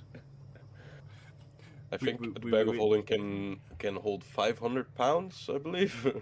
Then It's like a all- 5. It's like a 5x5 box. Well, Like, once it's all like- that it's gold like- goes in, we can't get the TX after 10 days because he just buried amongst all that gold shit. Is he in the bag of holding, Yeah. or is he still in there? He's He's in the bag of holding. Yeah. Okay, check. I'll delete it from the thing then. I thought he was still out there. Oh, I gotta add his corpse to the bag of holding. Yeah, please do. Let's not forget about TX being in the fucking bag of holding. You guys end of the campaign. enter Nessus. You're like, hey, by the way. finish the campaign. By the way, do we still have... Where's TX? We currently have 2 bodies that we need to keep casting gentle reports on. Right. Where is my inventory for the bag of holding? Oh, where? It's just at the top, I think. So how much does gold actually weigh? Like Player how much- items. Underneath you guys is like player characters thing. Bag of holding inventory. like just one individual gold piece. How much does it weigh? I think it's like, if you, like in D&D rules, like 0.01, but Okay. yeah.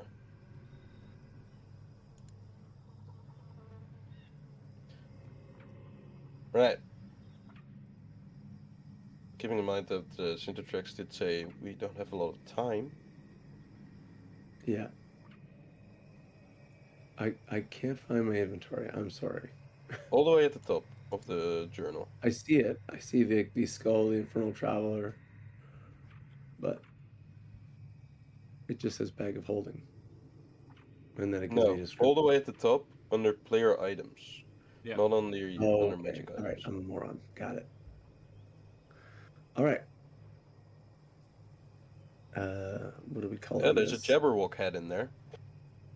Corpse of. Wow, and there's already 26,000 gold pieces in there. Yeah, and You You might 26 be over the weight limit yeah, already. I'm just about to say 26,000 gold pieces is like £400. I thought we said 0.01. Well, I basically put the amount that he just put in there to 26,245 onto the D&D sheet because it adds to your weight, and it took my weight up 470 pounds. Damn. Can I get rid of this Jabberwock head? Like, Yeah, so there's already too much gold, too much weight in there. So 50 gold pieces weigh 1 pound.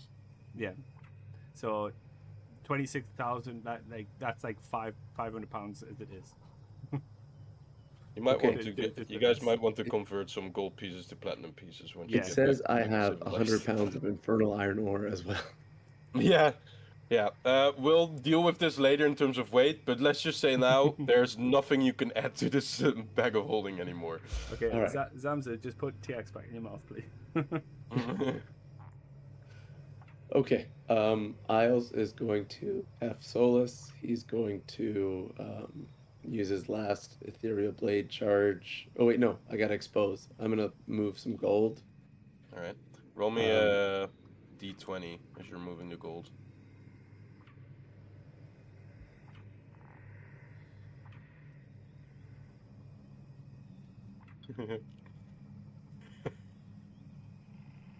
You need 2 Roll me gold a- pieces. Roll me 1d3. No. Yeah, what was it we it? finished up?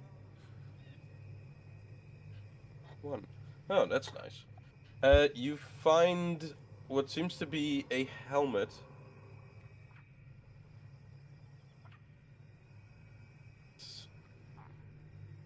Is this Right a loot now. table? You son of a gun. Yeah, it is. It's a brass helmet that seems to be of a kind of like style that you haven't seen before. It has patterns of waves and like kind of a watery kind of vibe on it. It's made of brass. Okay. I'll tie it to my belt. Sure. There's also among the pile like just a bunch of like weapons, longbows, tridents, daggers, crossbows, whatever the fuck. And they do seem all like well made. Basically, +1s of the given. Just looking in, can Dahlia see any like precious jewels or like gemstones? No, the pile seems mostly just made out of pure gold pieces as well as Weapons, armor, and all that kind of yeah, stuff. weapons and like other stuff. Not really any gems. probably not worth getting our crew a bunch of magic weapons. Then we'll just weigh us down.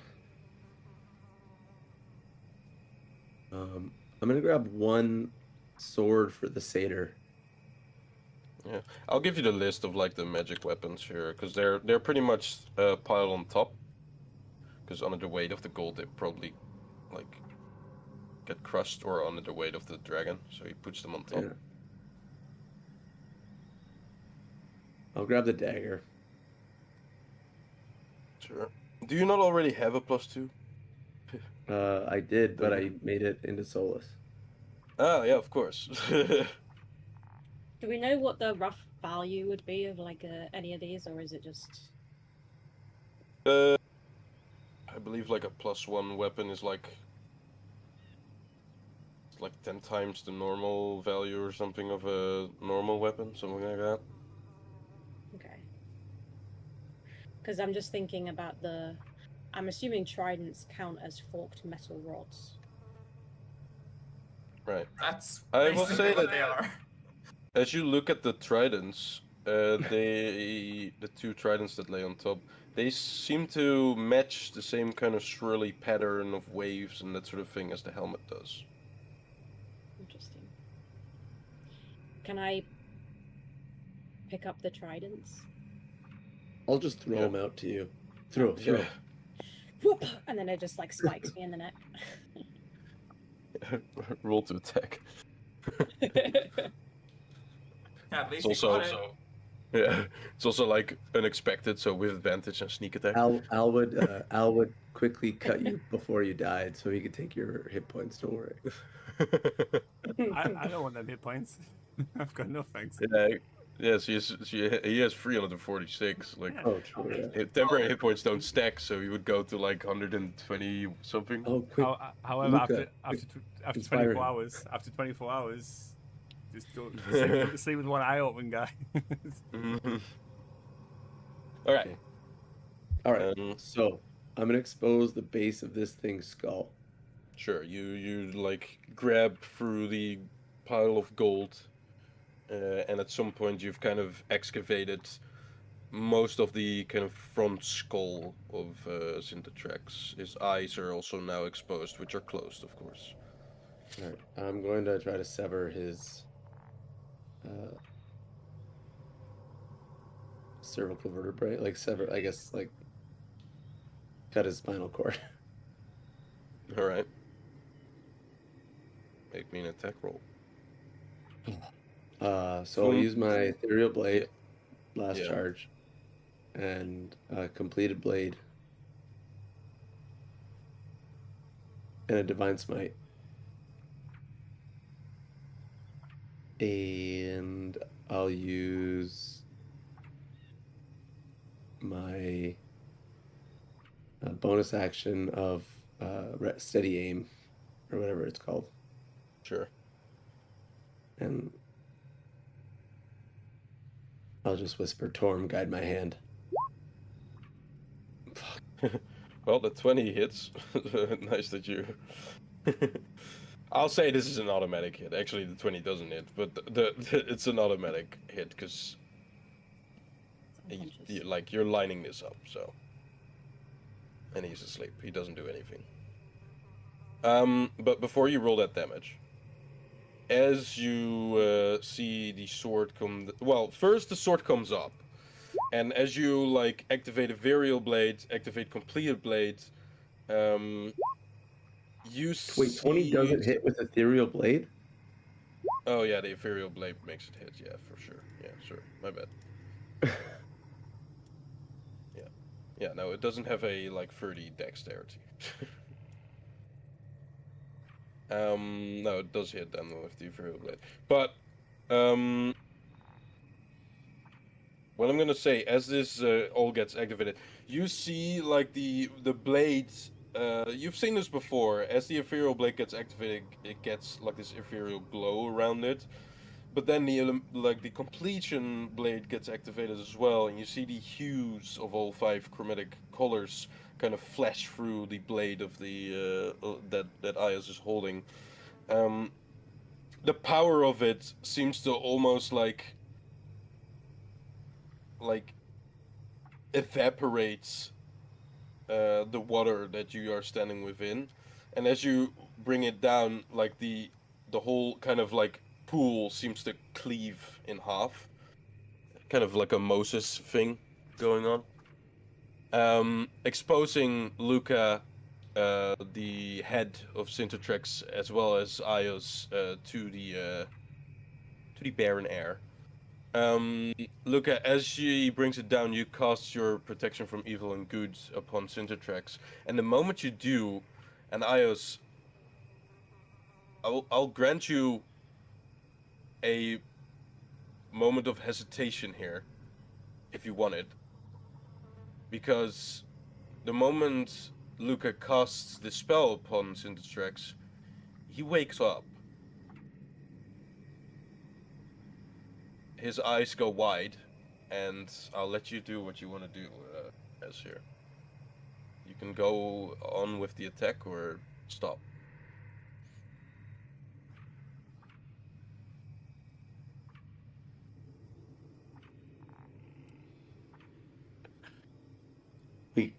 We can't wait. I don't think we can wait for this. And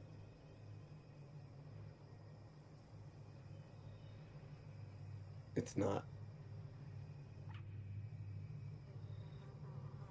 They are coming. And they have a cave troll. They have an archdevil. So I'm gonna So the- let it hit. Technically, and- what has happened here, but I think you guys figured it out yourselves already, is that technically Momon was possessing Sintertrex already, so by you casting it, it gets rid of it, and thereby Sintertrex wakes up. That's why I asked, do you cast it before or after? Alright, anyways, yeah. You go ahead. Does it automatically stop him from... If it is possessed by a creature, the target has advantage on a saving throw. So it passed? Yes. Fuck. Well, we have to get out of here, and we're gonna revive this thing. And Elden Sir bolstered my resolve. So not even that much. God damn it. It's okay. Wow, that's a lot of natural ones, by the way. But what I will say, because you got such a clean shot at this, as well as the resources you've used with mechanical as well as story, I'll say that whatever hit you're gonna take or like gonna deal towards Sintertrex is enough to like kill it here. So as you bring down your sword, the water kind of explodes outwards. Luca, you go with this explosion and get slammed upon now the empty kind of pool that is like still houses the body of Sintertrex now, as well as the gold that also with the explosion kind of like explodes up. Not all of it, but good amount of it. The pool is now completely barren from water, as it seeps like back into the main pool surrounding you all. And as Sintertrex has opened his eyes, he closes them swiftly evermore, because that sword has severed its neck almost completely. And you see that the like now exposed head that was pointing upwards has fallen down horizontally, with most of its neck now exposed to the air. Sword still deep within this cut. As you've killed the Citatrex, the orange scale. And as this happens, a similar sensation to when you felt from the chromatic dragons you killed back in the material plane begins to happen as well. And I would like for you to come to Eldenser's plane with me. While that's going on, I'm just going to cast Gentle Repose on the dragon as well. In Sure. similar fashion as Its head is still attached. It's just like nearly headless Nick. Nearly headless? How can you be nearly headless? Like this. Now it's nearly heading the Sintertrax. Yop, am I in the one-on-one chat? You want me to go there? Yes. I'm in trouble. See you soon. I was waiting for Yop to just have Ian leave and he just stays with us. He's in the naughty corner. Well, that was rough. It had to be done.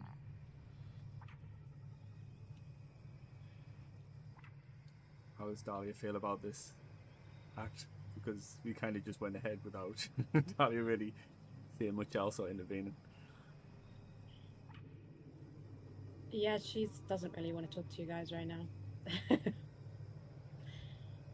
she's conflicted. Like, it's not like she's going to yell at you or be angry at you, but at the same time she doesn't agree with what we've just done.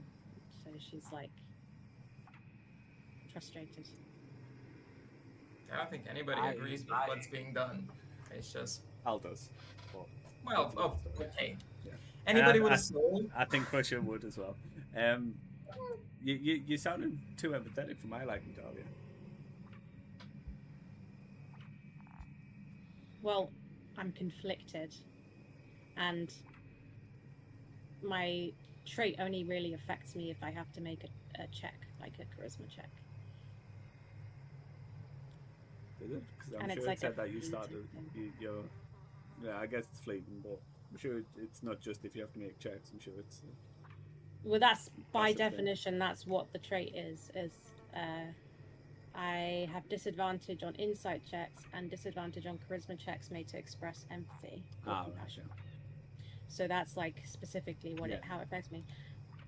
Story wise, yeah, it can affect me in other ways. Like, I probably, as I watched Ios kill the dragon, there's probably like a moment where I was like, didn't really care. And then I went back to like feeling horribly guilty. Yeah, and it's also because it says expressing empathy. Maybe you still feel it, but something's preventing you from like saying it or acting upon it. And maybe like Yeah. when Ios was about to strike the dragon, maybe Dahlia in a normal circumstance would have said something, but now something that she doesn't know is like keeping that It's suppressed. inhibiting. Yeah. Yeah. So maybe that's even worse if you feel it but you can't say anything. Yeah.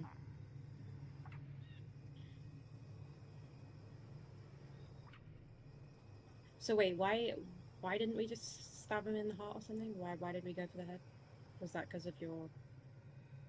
I think it's just flavor. Yeah, flavor, but also at the same time, his heart is buried much deeper. Only because We'd be here for. how are we gonna bring him back? He didn't cut off the head. It's like still there. It's just Yeah, just narratively. stabbed at the top of the spine. He didn't use the bauble sword. The head didn't come clean off. Okay, good.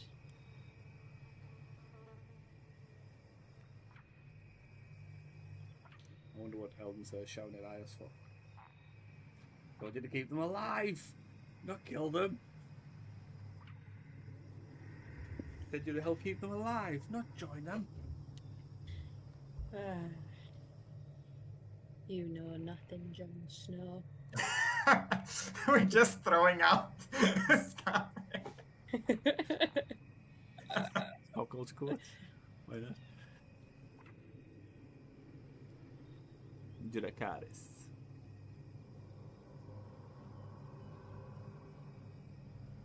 He was their friend. And he betrayed them.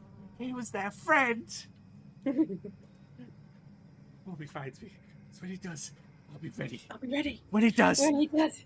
Kill him. God, kill him. That was like that's when Daniel Radcliffe peaked as an actor. Well, not peaked as an actor. That's when he hit his stride as like being a good actor, in my opinion. You think? Yeah, I actually didn't find that scene very convincing. I do. I feel like the final two movies, it was significantly better.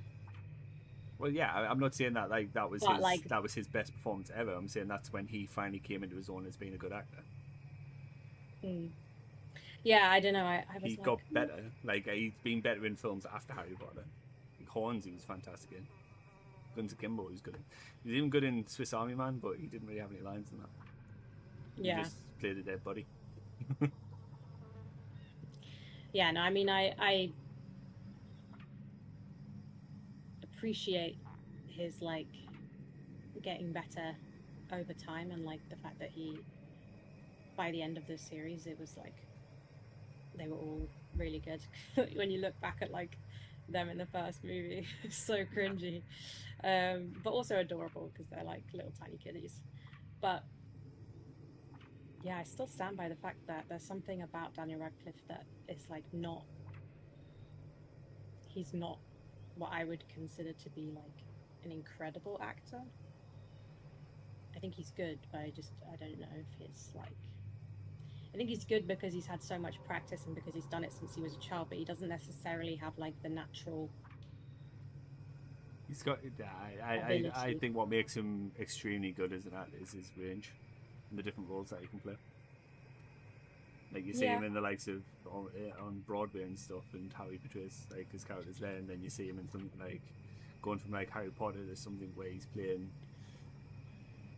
He's definitely, I would say, much more impressive on stage than he is on TV, like in terms of his performance and stage presence. I think he's the best of the three in acting, but that might just be because he's done a lot more. But I'd definitely say he's better than Rupert and Emma when it comes to acting. I don't know. Rupert, yeah, but Emma. It might be different if Emma had done his like did as much as like Daniel, because Daniel's done a lot of projects since. Well, she had done quite a few, but then she decided to step away Yeah. from it altogether to go to university and stuff. So, but yeah, I guess he doesn't have what I would say is more of a like natural acting ability. Like it's very much a learned and trained thing, which is still skillful by all means, like with anything. But it's just a little bit different to actors like Johnny Depp, for example, or like Benedict Cumberbatch. I don't know. Yeah, but didn't Absolutely. they like specifically go through acting school, whereas those in Harry Potter and like the trio, the Golden Trio, didn't? Well, this is the thing. They learned as children by exposure, right? They Yeah. learned from through the process. Whereas, like, I mean, a lot of people go to acting school, but often the ones that end up actually going on to become famous, especially as adults, it tends to be like those who have a natural ability to act in a way that is, you know, particularly convincing to an audience. But for them, it was kind of like pure chance, right? It could have been any kids that were picked, and it happened to be them. But I mean, they put the work in, and it showed. I haven't watched any of this series though. This new Harry Potter series. It hasn't been released yet on HBO Max. Yeah. Still not released. Yeah, First season premiering on Christmas Day. Yeah. Realistically, they should have premiered it on Harry's birthday. the birth of a new season, like a new Harry Potter IP. Well, a retelling of the story, should I say? Yeah. Oh, here he is, tail between his legs after being shouted at. House's eyes glow orange as if possessed by a great orange. No, it's Luca just kills himself at this point. Luca just fucking walks into the dead corpse of the worm of Mineros. Not another one. Not another one. Now, Ios is you see Ios for a moment frozen in time. The orange glow, or not orange, purple glow, sorry, of the sword kind of subsiding as the scattered sound shockwave of the water treasure, as well as the kind of cut that has been made to sever the head of Sintertrex kind of subsides with it, with that light. You also see Ios, or actually feel it. Wait, are you wearing like a top? I have my vest on. All right, then you feel it. You feel the mark that was burned upon your chest burn away. And you might see, at least through the vest, for all of your indications, the kind of ignition of that mark brightly blazing for just a moment and then disappearing.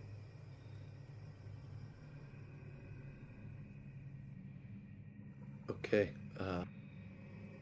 Citratrax, her soul is with Elden, sir. We need to go though. We have the orange scale that we were given earlier in our travels. We do. As I'll put it on Alright. my bag. Okay. Can I else have it? What are you going to give me for it? We'll give you back your dad's soul. Even if El gets his soul back and like he claims it again somehow or whatever, like when he dies, he's definitely going to Mineros. Definitely. 100%. Well, at this point, it's like Kalimfor, which like archdevil gets me, Kalimfor you will know? like have your soul will die, will travel towards the gates of like Kalimfor and stuff, right? And Kalimfor will be like, who do you think you're going to? Well, I think it'll be more a question of like which archdevil has more sway over my which contract holds bigger weight. Like, yeah, like if not for the contracts, Al, Mineros is your fucking home. Why do you think I I started also building the take- cabin in the worm? I'm just gonna come back and shop it. Ios is gonna take the orange scale. He'll put it like on his like in his belt pack, tie it up tightly, and then he'll just tell everyone we need to get the hell out of here because Mammon is on the way, and I have a feeling any resting at all or looting or anything will have us a one-way ticket to that audience. So Can you I guys time to go. back the That boat belt quickly? pack of, I can, but Ios, that belt pack of yours is looking a bit full. Do you want to maybe lighten the load? Give me that plushie that you owe me. The plushie is like the least weighing thing. Yeah, but it in would that be bag. taking up unnecessary space. I guess it's so. An annoying shape. Ios, I will Ios also smiles, and he'll hand it over, and he'll say, Yeah. "Can we get the hell out of here now?" Yeah, let's Just go. to, This could have been done on the boat. right, just to participate Crusher in this and make him even more a friend than he already is. The blow, the explosion of gold and stuff, has exposed some more things, and as he will grab a sort of Cass. A sort of Cass. a sort of Ah, okay. sort of like urn that has been tightly tied down. There are some like markings on them, but they look draconic, although they look older than the Draconic, being the primal Draconic that you've been talking with Sintertrex with. He grabs that. Lucas Bird, being no Lucas Bird. Here. Oh, that does say Pebble. Why does it say Lucas Bird in like the initiative order? That's so weird. Still does that. No, Pebble, being the bird that he is attracted to some shiny things. And although gold is shinier, or gold is shiny, the one thing more shiny is jewelry. And he will kind of peek an eye at something that has blown up beside him from the pile of treasury, fly over, and kind of fly towards you, Luca. And in his beak, he seems to have a ring. All right, thank you. Well, he doesn't let go of it. It's his. Okay, Pebble. That's your necklace then, I guess. It's a ring, not a necklace. Well, but- yeah, I guess you could put it around his neck, Pebble, right? it Yeah, is. right. It's like a choker for him. Yeah. That's funny. I want to be a goth. Do you Yeah. want something to do with it, Pebble? He holds it in his beak and he's like, looks at you and is kind of just happy, content with holding it. Okay. Could try and identify it. Maybe it's magic. We don't have On the time. ship, please, on the ship, Kotam and Els scream in unison. Okay. All right. Question: how the fuck are you guys getting out of here? I'm gonna plane shift, but I'm gonna use assuming that it's still there, the sigil circle on the ship, right? The teleportation circle that appeared from. Does that work? Can that work like that? How It does says if I know the sigil sequence, which I made a point of noting it down the last time we went on the ship, then I could teleport people to that circle. But is it the same plane or is it a different plane? I think it's. Yeah, the could you same. put plane shift in the thingy? Because I believe plane shift is like has to specifically be to another plane. Yeah, it says to a different plane of existence. Right. Like in the So it first doesn't line. actually work while you're on the same plane of existence. Okay. Luca? There's another one that can cast teleport, I think, but I don't know if he has it. Yep, I do. That's what we did all the time. So I'll wait for Crusher to come to me and then I'll cast teleport. Sure, you don't want to cast Sure. a dispel Just flies off. magic or a counterspell? You want to cast counterspell instead? Oh, by the way, Uh-huh. just like as a there you go. I Yeah, believe you dropped that's this, Ian. very nice, Yop. I believe you dropped something, Ian. Wait, so your screen's we frozen, just play. are we just leaving the dragon here? Is that? Well, we've got nowhere to move with us, yeah? Well, no. Eldon Sir told me that he needs time, but he can bring back the body with the scale that we have. But Once And have we again, cast gentle once repose? yes, gentle repose cast. Can we get moving, please? We can talk about this on the ship. Gentle repose is cast. It's the first thing I did. After Wait, my Ios- two tridents. After I hit him. Just Wait, 26,000 gold Luca, pieces. go! All right, Luca, do you have? It says this is the total amount of people. I think. Yeah. Yeah. 1, 2, 3, 4, 5, 6, 7, 8, plus yourself. You have 9 people. Can't. Well, Can't yeah, do it's you and up to 8 willing creatures. Oh, And okay. Then you're. there's only 7. 'cause completely- yeah, you're Ragnar, enough. Ragnar will disappear, and so will. Well, even then, 8 plus yourself is enough. You guys are with 1, Crusher, 2, Ragnar, 3, 4, 5, 6, 7, 8, plus Luca. Yeah. So Oh, wait, hang on a everybody minute. picks a body part of Luca to touch. Okay. Bags in the Samsara is like crotch. fucking clumsily like putting down her paw like I don't want to hurt you.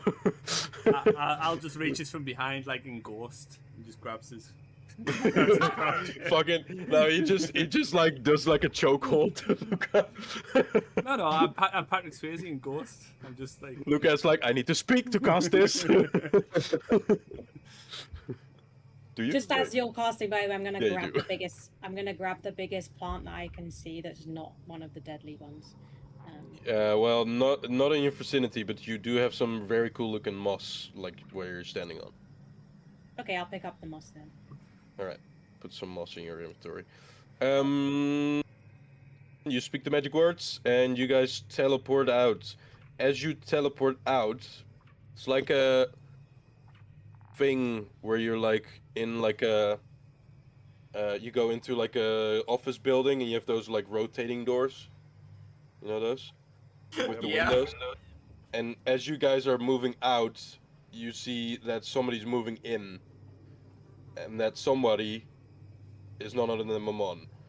As the gold hue begins to like spread across the room, you see the teleportation of you begin to kind of happen. What color is your magic, Luca? Silver. Silver. Silver kind of like swirls begin to envelop you as like a cocoon almost. And you begin to see Mammon's golden light appear pretty much right where Ayas was standing just a few moments ago. And like a rotating door out of an office building, you guys exit while Mammon is entering. And with Ayos being non-marked anymore, he cannot pull Ayos from your teleportation, nor can he track you anymore on the layer, and you teleport out onto the ship. Wait, can't Does he still his track us sword- with the black razor? Yeah. Oh yeah, that's true. You don't need to remind him of that. No, but he does have a limited amount of those teleports, so you're good for now. Let me drag you all on there. Gonna do this.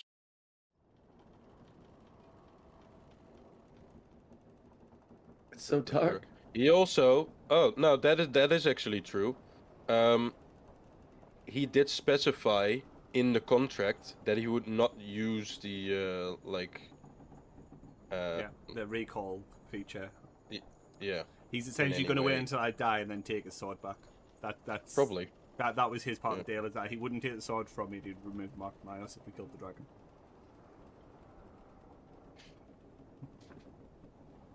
Well, he can still you track drag, us right now. There was nothing yeah. against him tracking us. So we do. No, he Need to can get out. track you guys.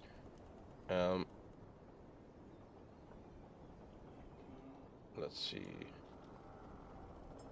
We have pressure on it twice. Let's remove that. Just a question. What if you put the sword into the bag of holding? It's not It's his a different. plane. Yeah, it's a different plane, so he wouldn't be able to track us. However, the sword isn't leaving my side. Sorry. Yeah, you would have to also not use the sword.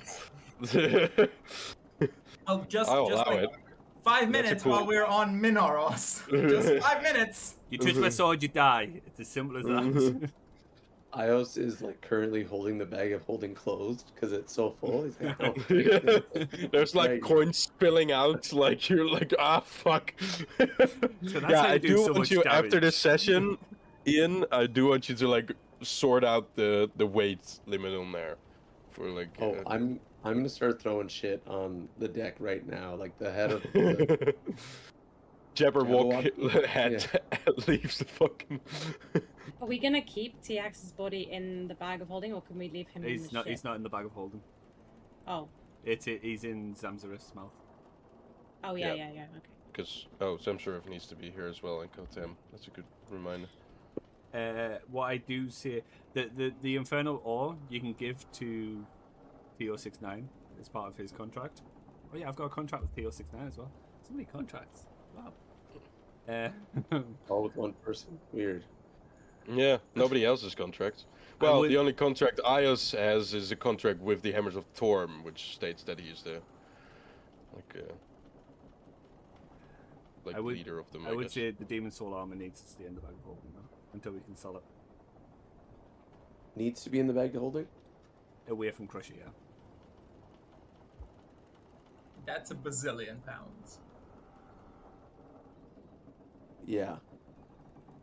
I can go through it out of game, and we can go probably through it out do of that. game. That's fine. Next opportunity we get, we also just change out the gold piece to platinum. Fine. Well, you Go. might be going to a place where you could do that. Dahlia, you're going downstairs. Mm-hmm. Take you downstairs. As you guys teleport upon the ship, I guess you would use the. No, you wouldn't use these like magical circle, right? Because you guys did Luca. All right. So, as you teleport upon the ship, there's some signs of relief and stuff among the people. They kind of gather around. I say out there. Relief into the world about you guys coming back in one piece. At least, yeah, I think all of you, well, except TX, I guess, but TX was not actually with you guys when you left, so. Crusher wasn't either, and Ragnar. So Brazy will say, "You found them. That's good. I think, right?" We should get out of here. Yes, it's good, but let's move towards the next layer, fella. Yeah. You guys are still parked out just outside the inevitable Throve, but something extraordinary happens because as the inevitable Throve sits upon you, your vision of it begins to shift. And you see, like you know, the environment within the layers of hells are fluid. Although ordered, they can change. And somehow the events of which have just happened, it influences the layer's geographical structure. And you see right in front of your eyes, as if have you ever seen or heard about volcanoes kind of rising up from the sea?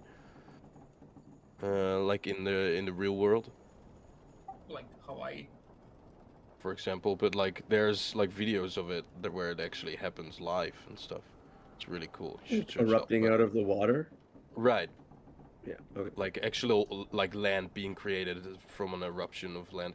That is what is happening here. Not that there is an erupting volcano, but the inevitable Throve seems to almost shift to one side, and the river Styx seems to almost separate from it while it is doing it. There's almost like a vague visage that happens, but as you realize what is happening, you also realize that this is not like a hallucination. This is a true thing that's happening. And you can see that now, with the environment shifted, the inevitable Throve has disappeared, and a path straight from the river Styx to the red hue in the horizon has opened up.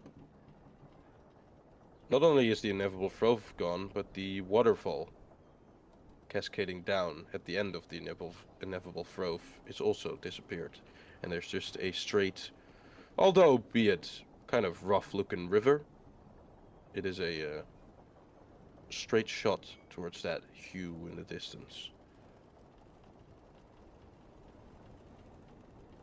and all of you being kind of perplexed by what has happened.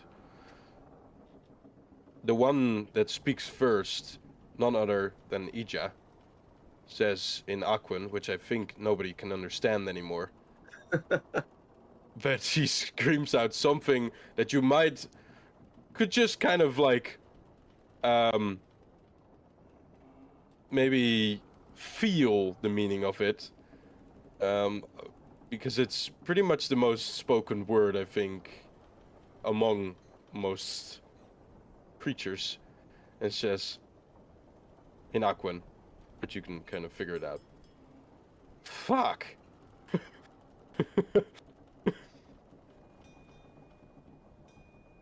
And yeah, there's a way right next to a way right next to the next layer, I guess, that has opened up. All sails. We hit the gas. Wait, you guys are Is gonna that a get thing? burned. Kotem is gonna say this. Right you are, Ija. That happens very, very rarely. Don't pretend But it to know did. what she said.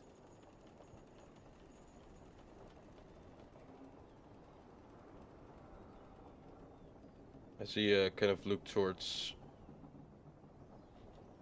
Harlem Falls, he says, well, seeing as TX has not returned, I suggest you make course to go right ahead to Flagafoss. And Harlem Falls doesn't let Kotem make him say that twice, and he'll kind of like instruct Bram Myron not to grab hold of the steering. They are gonna like get to work, like heist the anchor, straighten the sails, and you guys are gonna begin to move towards it. And as you do, Kotem will now begin to kind of speak towards you, the party, and say, now, like I mentioned before, Flagafoss is not like the layers we've experienced before. It is actually a place that will kill somebody that stays too long in its atmosphere. As long as you don't go to Abrimach, which is the main city of the layer, the only city of the layer. Its walls protect mortals from the heat. The inside of my ship does to a certain degree, but not permanently and not prolonged. Only temporary. If we are to enter Flagafoss currently in the state that we are now, and we can't reach Abermoth in time, which I have no idea, like you said, like you have seen right now, the environment changes in the layers. If Abermoth is too far for us to reach within the day's travel, which it can certainly be, then anyone that is not resistant to fire or immune to it will suffer its consequences and potentially die. Seeing as we've used our teleportation just now. Well, I don't know how or what we will face once we get there then. It is certainly better than facing Mammon, I will say. More chance of surviving.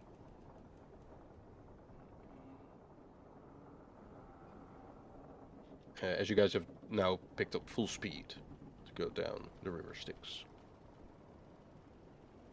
You, from the visual here, will, you think, reach Flagafoss within the hour. So we should probably all be in the hull of the ship. by the time. Well, we yeah, that's a cross good beginning, but like I said, it's not permanent. It's a temporary stay. You will not be able to long rest or anything while within Flaggerfoss's atmosphere. You will not die, but at least not from the heat, but at some point from, well, not being able to sleep. Sleep well, at least.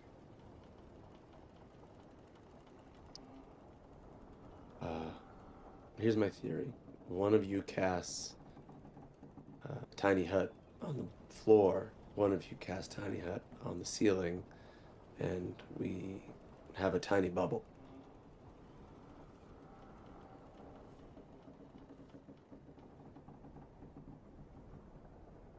Maybe not on the ceiling because you would have to be inside of it, and I don't know how that's viable, but we can certainly do it on one side. And if I do it like this, it should cover at least the entrance in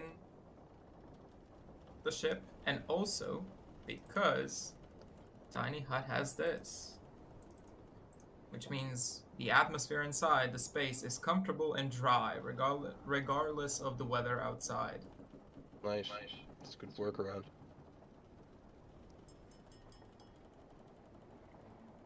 All So right, you as would be long as able to long rest in there, but as soon as you pretty much And that's exit only that, for 9 creatures, which Right. means our crew. Well, Dahlia has. I was gonna say Dahlia can do it too, right? So we can. How many of us are there? 1, 2, 5, 6, 7, 8, 9, 10, 11, 12 on top, and how many inside? nobody. A Dahlia. Then we're fine. You got rid of 2 because Seraphine died and TX died, so. Well, I was actually about to ask: is there any is there any remains of Seraphine? Are there any pieces of her body? Well, yeah, there's remains, I guess. So can I reincarnate her? Well, not enough remains to like reincarnate her, I think, because there's literal. It's just a painting of blood, dried up blood.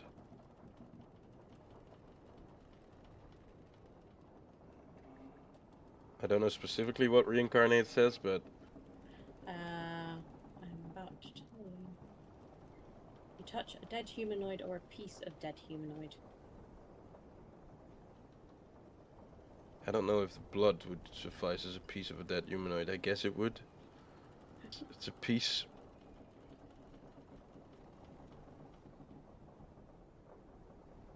Question is, do you want to? Because you're going into this layer. Maybe I'll just collect a bit and put it in a jar. It is completely like scorched, so it's like plastered among the walls and the floor. You see like a little patch has been like scrubbed down, and you think that TO69 has attempted to clean up the place, but has not come very far among his endeavors so far. Okay. Interesting. Yeah, I could reincarnate as a gnome. Get TX 2.0. But at least the blood is still there, so it's not going anywhere because it's pretty much scorched into the wood, into the planks of the ship. Okay. Alrighty. It's like dried up paint, pretty much. Yes. All right. We're casting Tiny Hut then.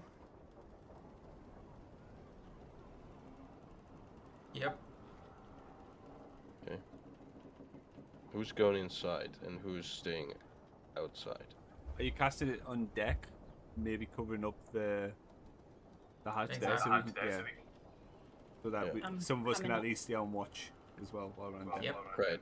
There's also the issue still of you need to be able to steer the ship. Yeah, Because so otherwise you we kinda need just- a tiny hut here as well, so we can do that. I'm you say coming Dahlia up, could do it, yeah? Maybe we should split party members in between huts just in case. We Can need you to drag me up protect. to the top? Yeah. Thank you.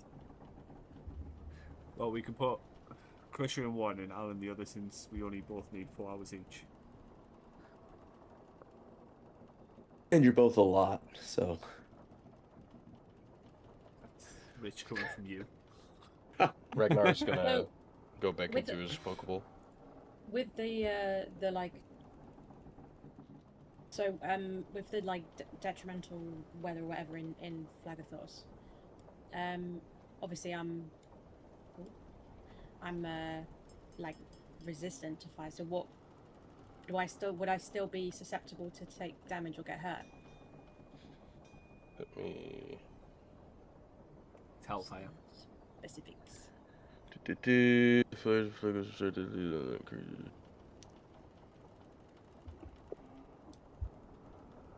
Ah, yeah.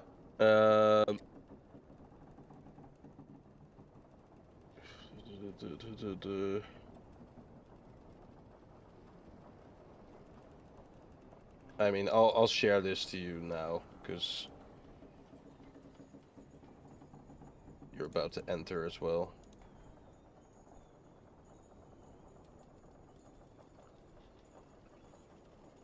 Planar properties. This layer magic amplifies fire while suppressing ice and water. Fire empowerment. When you expand a spell slot, you cast a spell that deals fire damage. Treat the spell. Blah blah blah. Deadly atmosphere. The fire of Flagathos are so deadly that only creatures entirely immune to fire can endure them. The sole refuge lies in the city of Abermach, whose infernal architecture shields inhabitants from the sentient flames. Fire damaged creatures take 1d6 fire damage at the end of each of their turns, while in Flagathos, out of combat, this amount to 30 damage every minute. Okay, so in theory I would still be taking damage, but half as much like damage. Yeah, pretty much.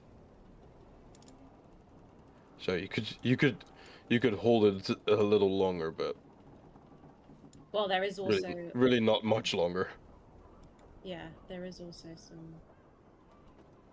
Yeah, and then I've said here in my notes, I have the whole of the ship of Kotam will protect people or like creatures against the fire damage that the deadly atmosphere in Flagathos brings. It will not, however, allow them to like long rest or short rest, actually, both of them. But the tiny hut will kind of work around that. Okay.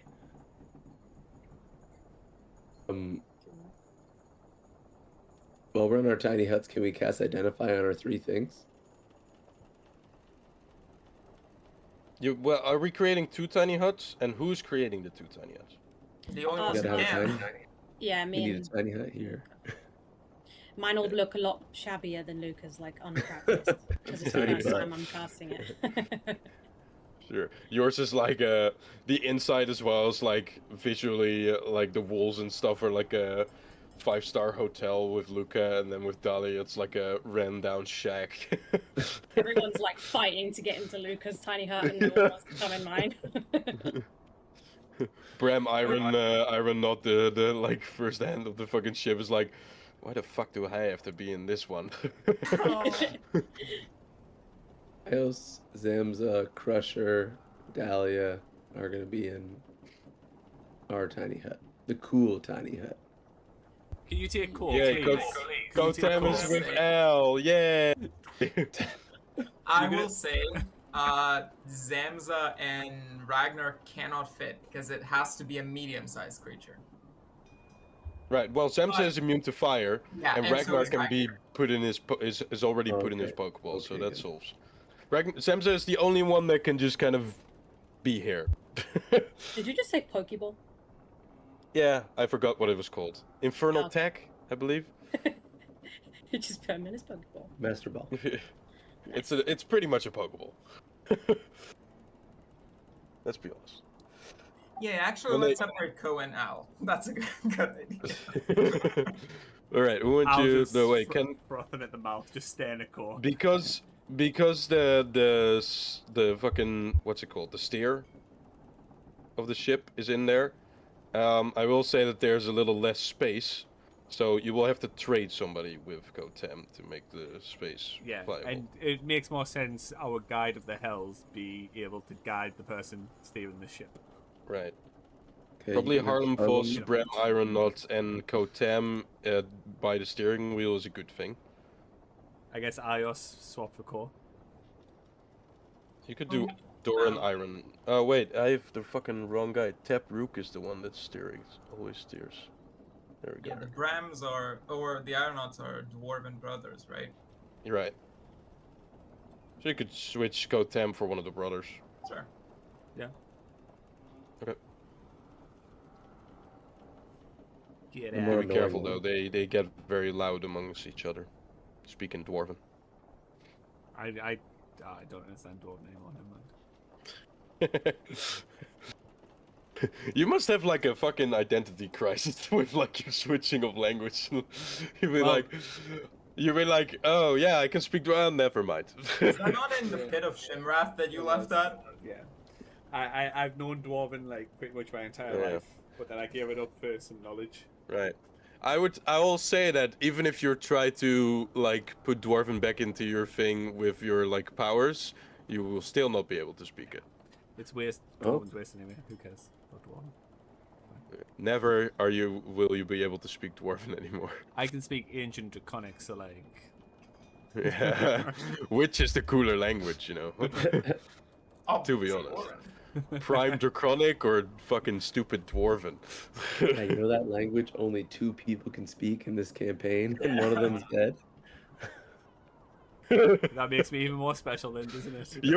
You are the sole speaker of this time and like existence that can probably speak Prime Dragon. Stop Prime that. Draconic. Maybe like some gods and stuff that have been around long enough, So, but like what I'm hearing is that I'm a god.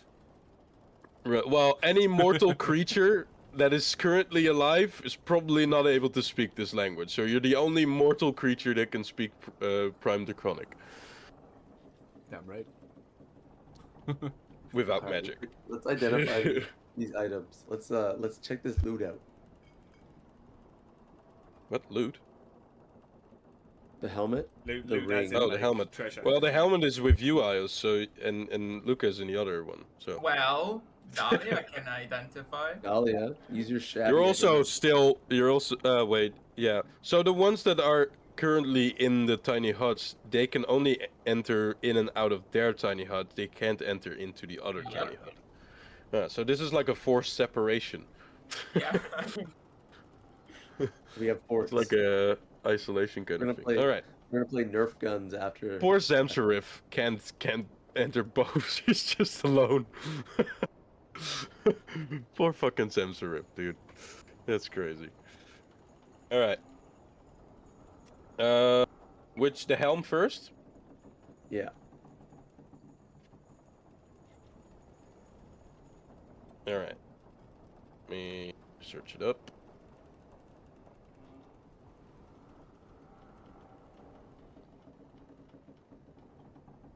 Here we go.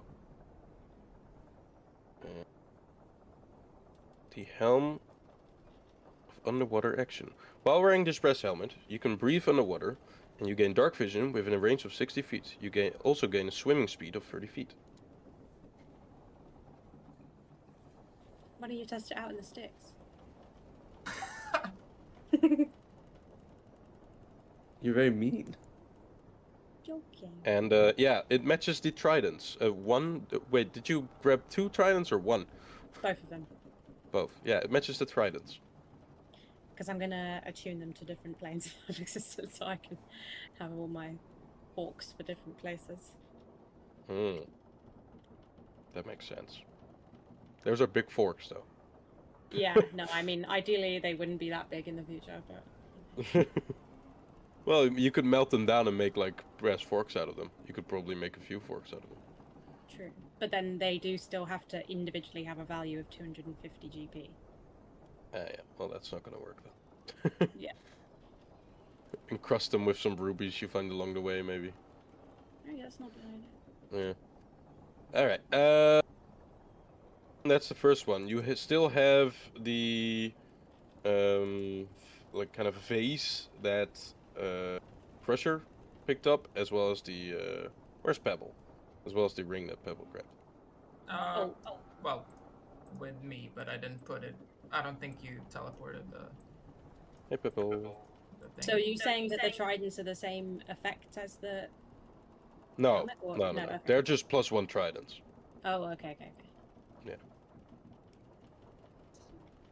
I'll say that you cast it. You have time now, like, to like cast Can I those. So. identify the moss? It's moss. Oh. You said it was really cool and interesting moss. It's cool and interesting moss. It's from a dragon lair True. upon Are there any Mineros. properties? Nothing about it that's cool. No. Make me trip if I... There was a layer action that I could do to like make it slow you and stuff with Synthetrex, but that's a layer action. So it's like Okay, a fair. more like a magical activation from the dragon side instead of the moss side. Nice. All right. Ring or vase? Or urn? It's more a description, I think. I think the urn is that Crusher, right? With Crusher. Yeah.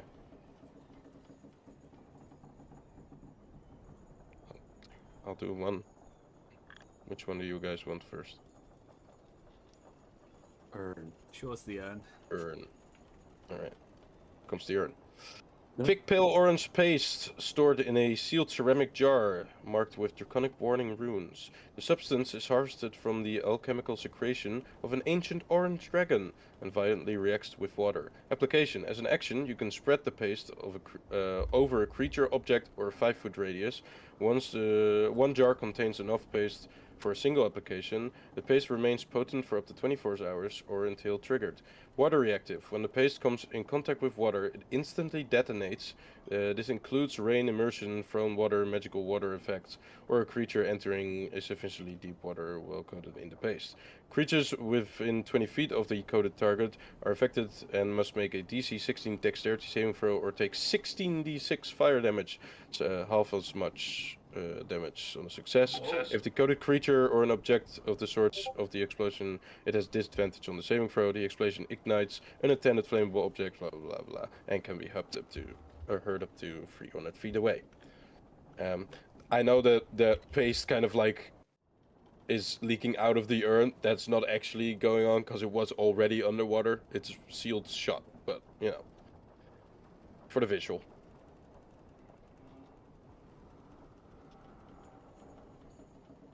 So that's the urn.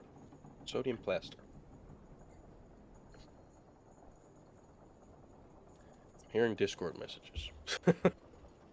Yeah. First a gun, now a bomb, yeah. Right. Ring? Yep. This one is gonna be fun. The ring of... Here it comes. Pebble Ring of with a wisdom. reluctance kind of hands over the ring. Maybe he holds it while you touch it as well. Yeah, Okay. definitely. Okay. I'm Thank so you. proud You of share Pebble you right share now. a slight holding of the ring, and as you identify it, Pebble seems to kind of curiously look into your eyes, trying to read what you're finding out, and you find out that this is a ring of fire immunity. Okay, Yeah. Pebble. Immunity to fire damage while wearing this ring. This ring is set with a garnet. That's. Are you I gonna, just- are you gonna I dismiss try- Pebble just to take it? I look at Pebble and just say, "It's really not worth it, Pebble. It's like rusted and like Well, it makes you like a bad bird." it would be pretty cool to have like Pebble be your like scout in Flagafos though. Like, Right. to like have him be wear the ring as a choker, and then he can just kind of fly around with Flagafos trying to scout for you. Anyways, yeah, that's the ring. He will. I mean, he like abides your command, so he will let go of the ring if you wanted to. And then he Yeah. bursts into flame. You guys are not yet in Flagafos. calm down. As he lets go of the ring, Luca feels resistance. He just sees Al's fingers gripping on the other side. Like precious.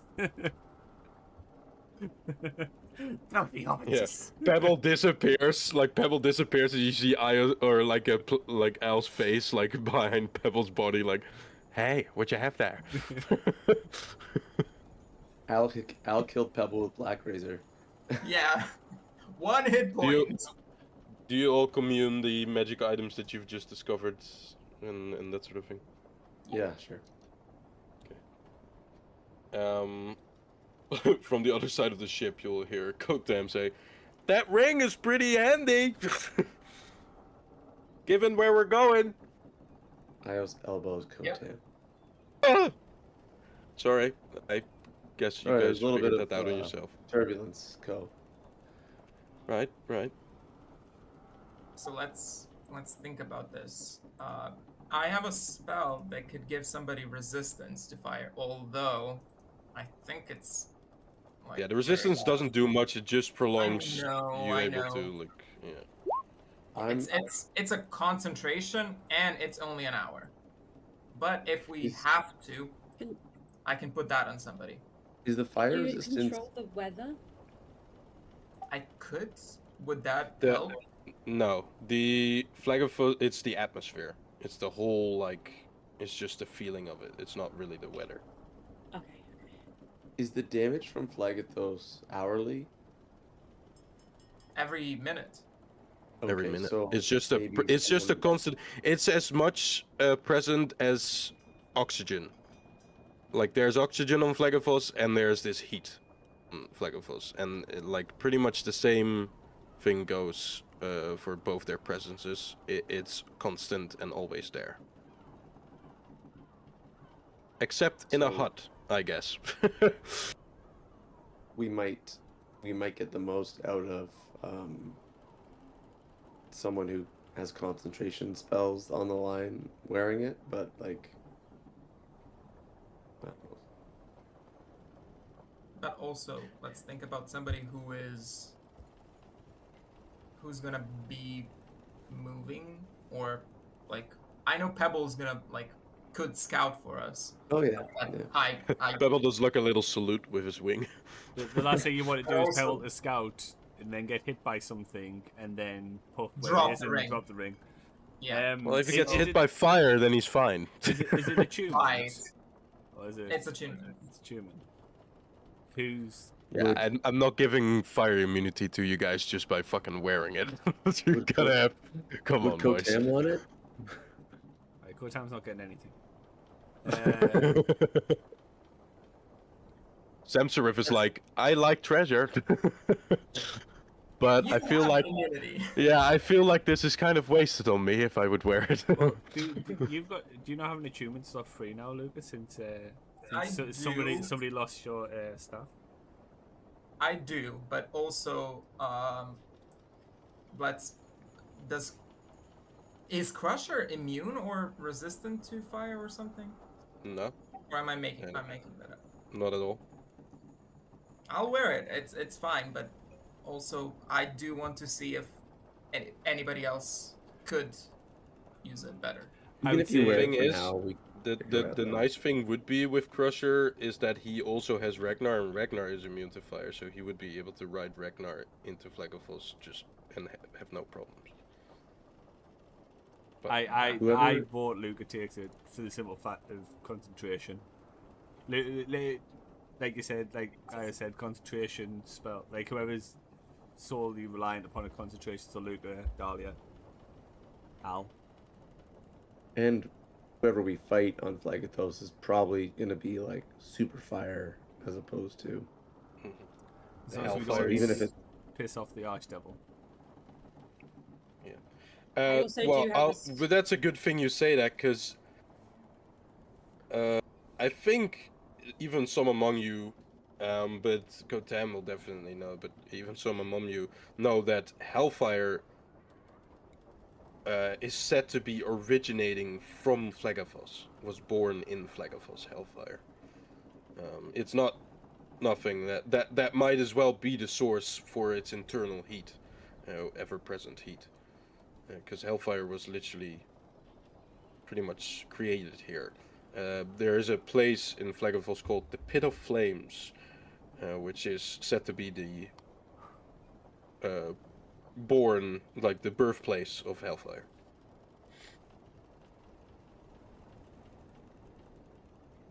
So yeah, there's gonna be probably some hellfire in Flagophos. So, but then the fire immunity will help as well, because that will at least give you resistance to hellfire. Yeah, I don't think anyone's gonna say no to Luca having the Ring of Fire immunity, and All right.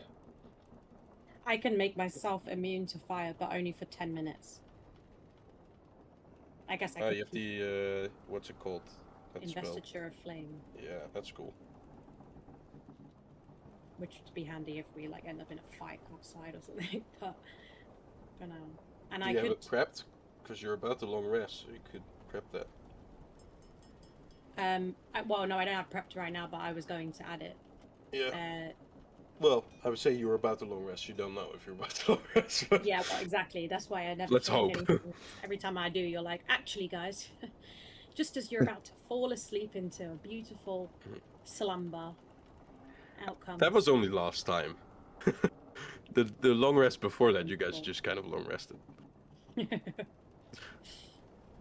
Who was the people we were getting the items from in the magic circle? Like here, who was giving us the option to buy? Zariel? It was Zariel. Zariel. Yeah. Can we maybe ask if she has some fire protection things? True.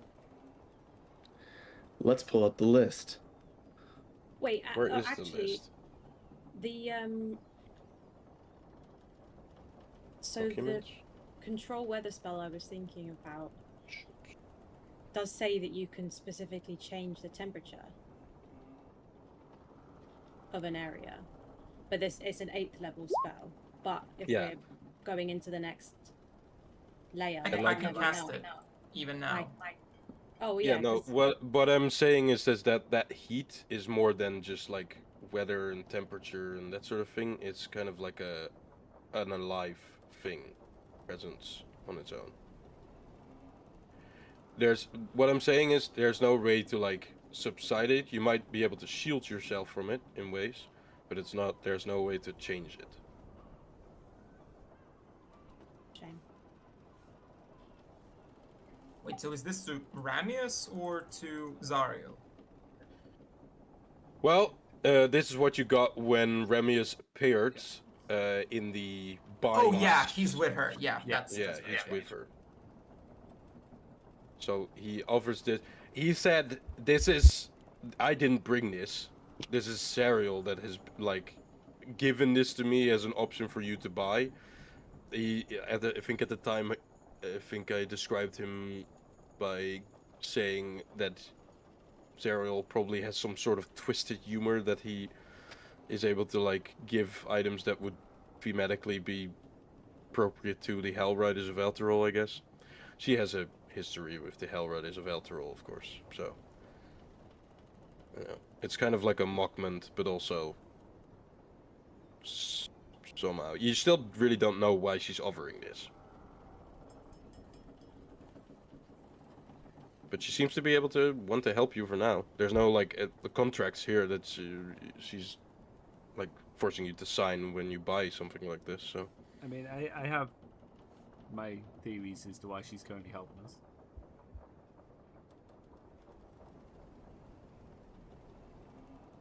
you bought the gauntlets of Ogre Power here, right? I did, yes. And Dahlia got the amulet, I think. All right, the amulet The what? of health. Yeah, that yeah. cost 12,000. Jesus. But worth it. Yeah. It's good HP. Good constitution. The Maybe we'll single sell. most important stat in the game, I guess. And saves my concentration. Also Maybe- Just a question: is there like a non-magical shop? Because I need like light armor because I have none. I think in there's just adventuring supplies. You want some mithril armor? I don't think I can wear that. Nope. Do you want scale Does- mail Isn't of the that- soulless? Isn't that the one where you can wear like? Oh no. That's Even if you get- elven chain. Yeah. I can only Adventuring supplies would suffice for me armor and stuff as well. So you can. I buy would armor. only need like a studded leather, which is like 12 AC, but it's better than 0 AC that I have right now. 12 plus your dex, right? So, Yep, which would make it 15. Okay. Yeah, you want to do that? Yeah, yeah. The ring teleportation ring is partially within your tiny hut, so you can do it. What's the cost? It says original price, so whatever the price on studded let me leather check. armor is listed on. It is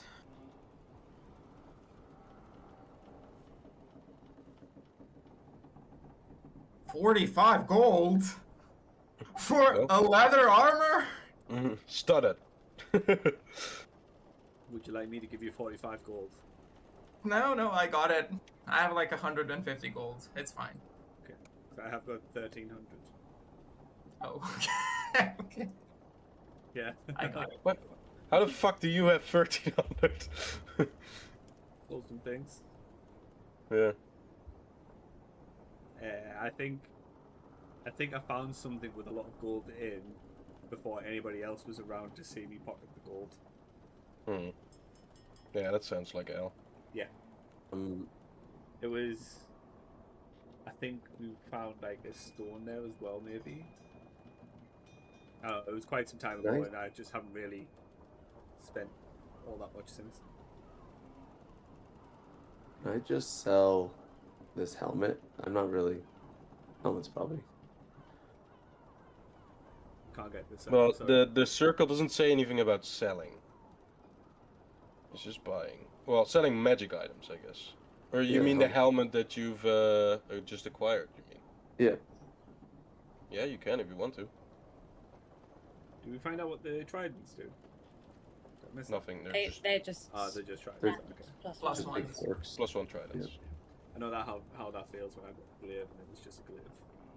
I'll hold. Well, I'll I hold didn't on. want them to be anything because if they were, then someone would have wanted to maybe use it, and I actually just want to keep them for like a tuning Also would be thing. So. it also would be a lot harder to destroy them if you want to like change them into smaller forks. Yeah. Okay. Let's just get into this hellhole. Let's have a rest. Well, I'm assuming you guys want to leave Mineros before you do the long rest, right? Yeah. Well, we can start the long rest whilst we're leaving. It's going to be Yeah, what, an well, hour? I mean, you guys have like half an hour left Yeah. until you get to Sacrifice. We can start the long rest while we're leaving. Just that saves me like describing Flagafos because you guys are all asleep. Look, it's been a long day, okay? The car ride home is the perfect time to sleep.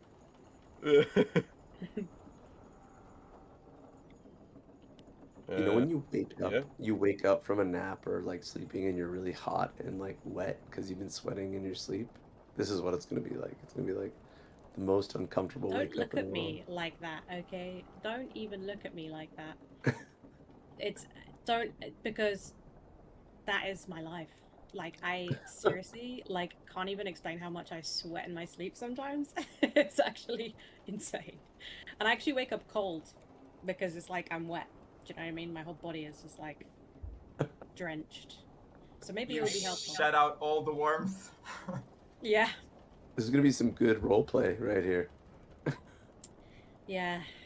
I'm really empathizing with Dahlia right now, even if she's not empathizing with me.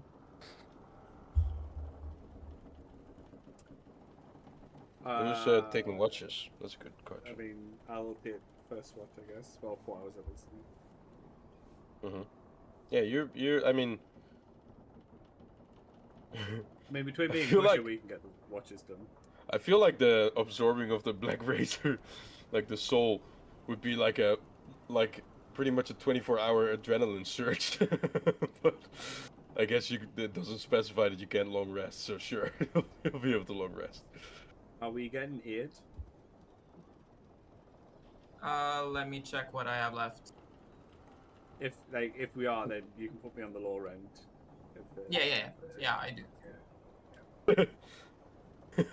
No, Everyone I was meaning I have 5 spells left. That's No, what it's I just meant. funny like that Al still wants some HP even though he has 324 fucking No, temporary. I'm not saying I want the HP. I'm saying if we are getting aid, put me on the lower end of that scale because I don't need it as much as somebody else. He could give one of the like the staff some.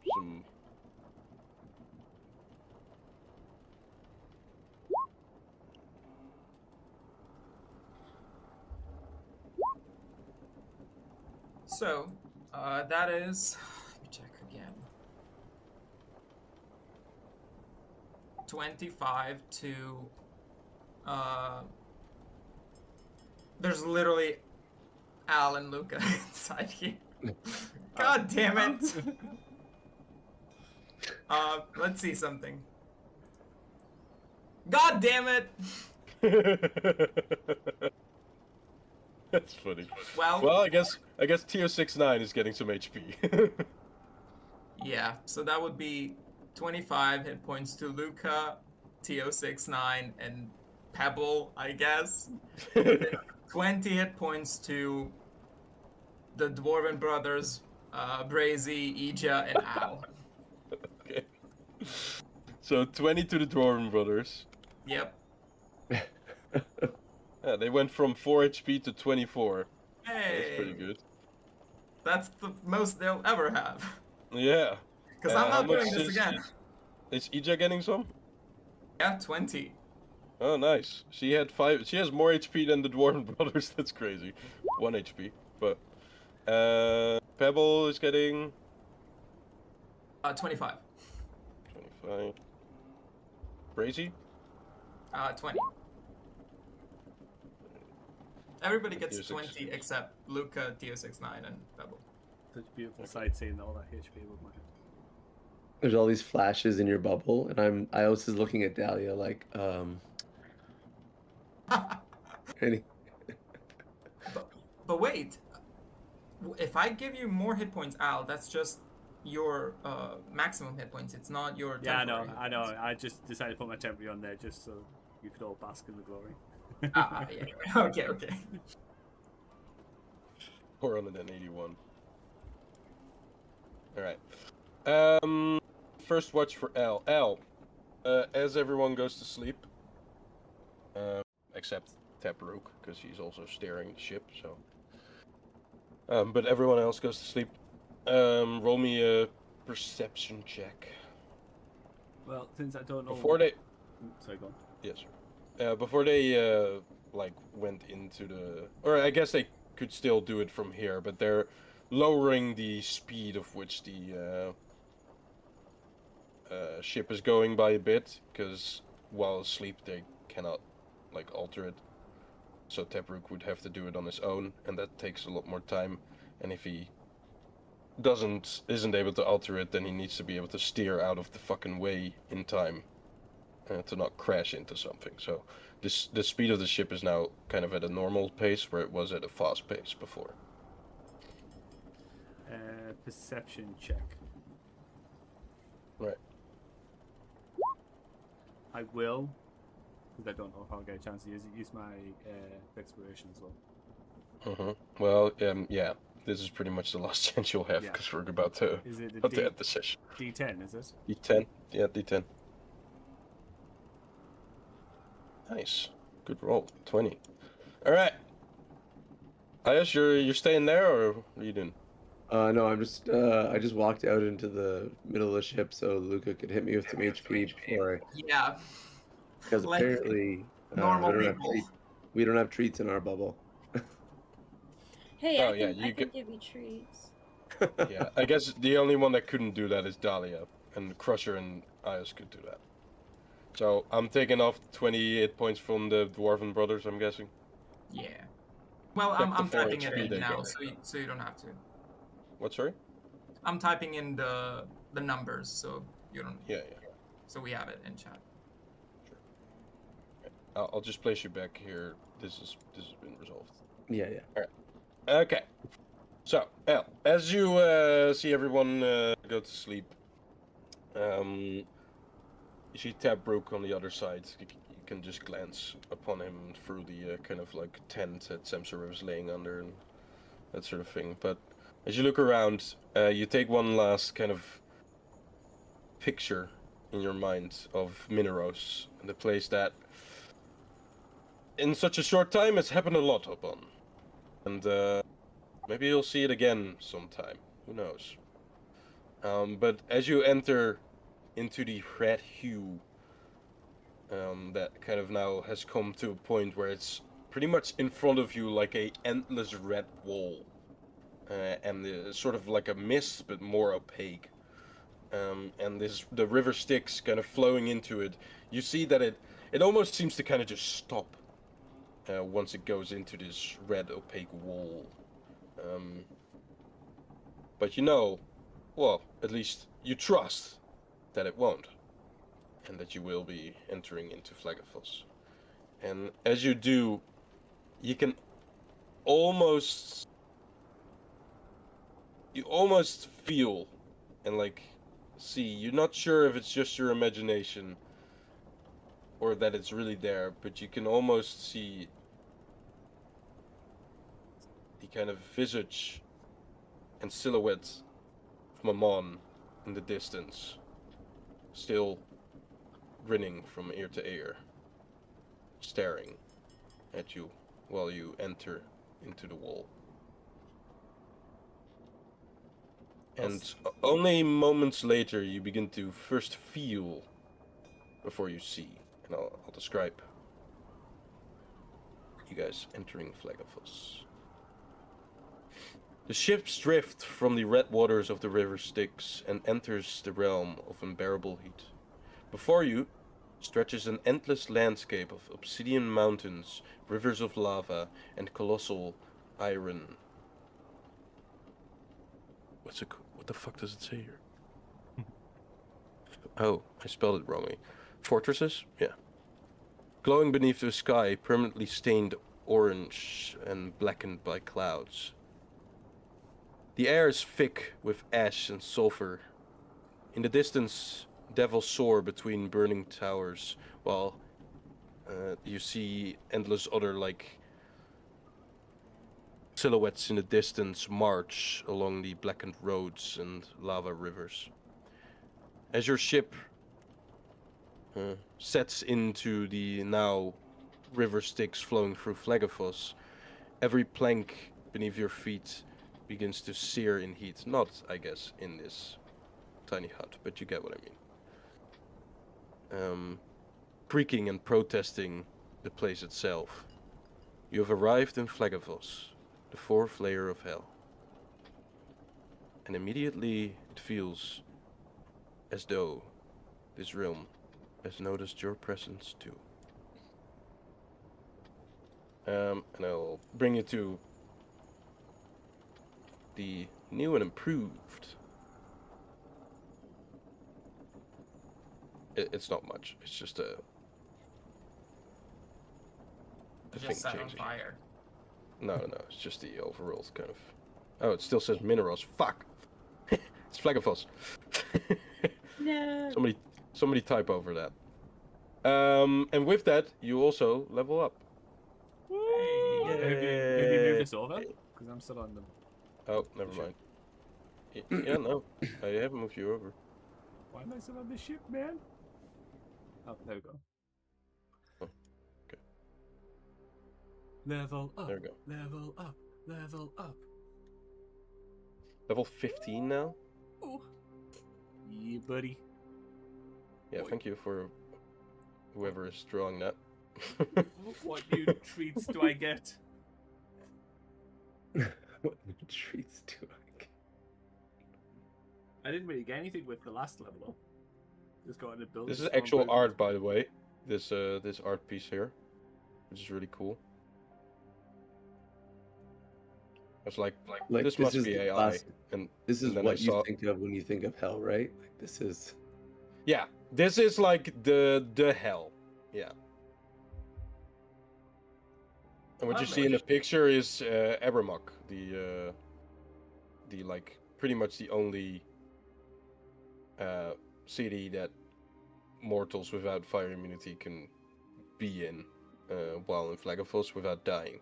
And you see in the background, you see the like rocky terrain and stuff. That's actually the edge of the volcano in which Abermok lays.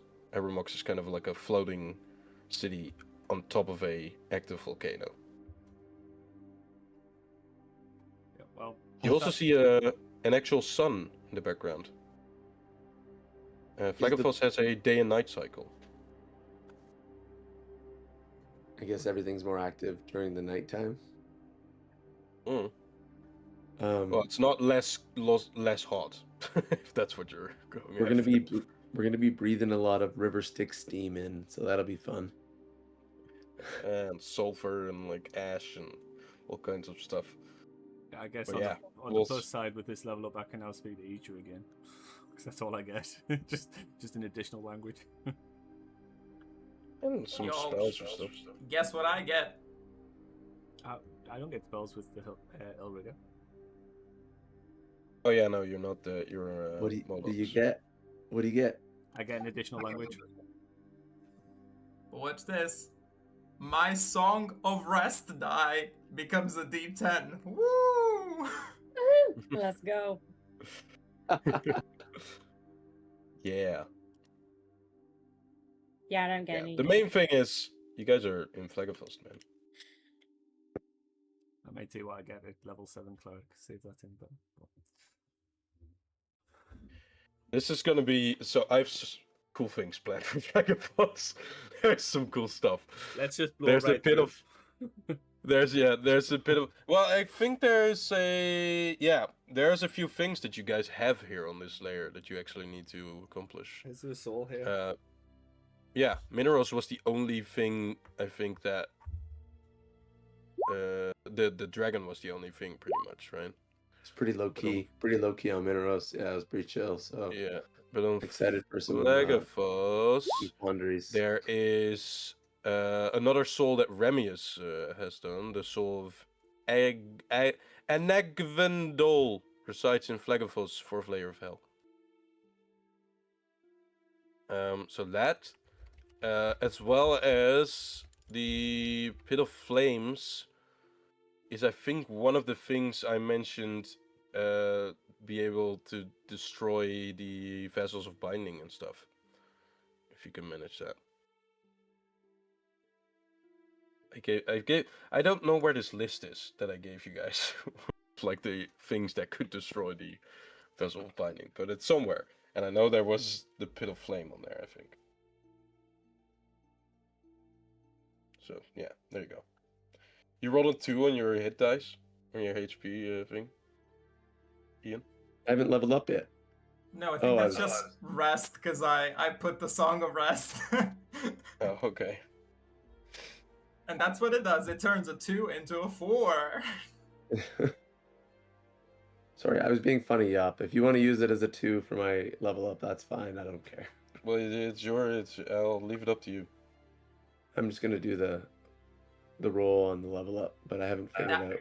That would actually be really powerful if it could do that. If it could like increase the hit points you get from a level up, then it would be actually useful. What's it in 24 rules? Is it like? Let me check. Yeah, I'm curious if they improved it or not. Would be nice if they did. We're level 15 now. This is right. Yep. Exciting. You know what they did in 2024? Hmm? They got rid of it. Because it's useless. They got rid of it.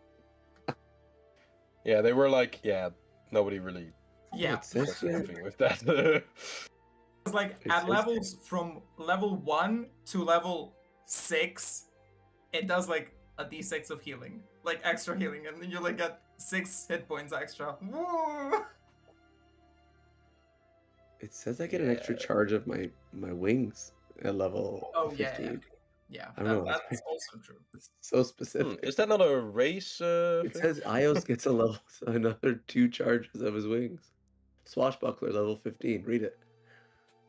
Funny enough, Dahlia also gets another 5 charges of wild shape.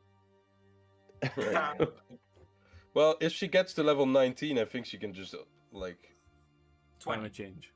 or level 20. Sorry, you can. As you pretty much level up do in it. Ilregr, you start to lose proficiencies to like show that it's like a bad path to go down, right? Like you start to lose sword, like your great sword proficiency. We're back at more minerals. than- Oh. Who, me? I start to lose my great sword proficiency? I don't lose my Yeah, great. that's what I heard. And even if I Sorry, did, I would just switch my proficiency when after a long rest. Guys, look, 'Cause I can Flagathos. do that. Legathos. Just gonna move this. Sort of I missed the OG font with the red and the.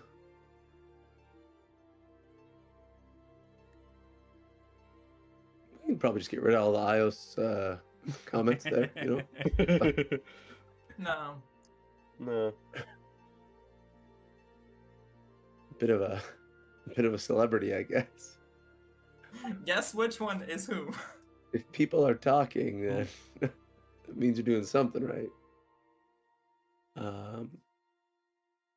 Chains of Flagathos. Legathos of Asmodeus. Flagathos of Asmodeus is actually better, yeah. Ios' shedding is probably Vuk. Ios poop, probably Vuk. Ios jizz, definitely Vuk. And Ios laid an egg is Phoenix. Ios Jizz was me.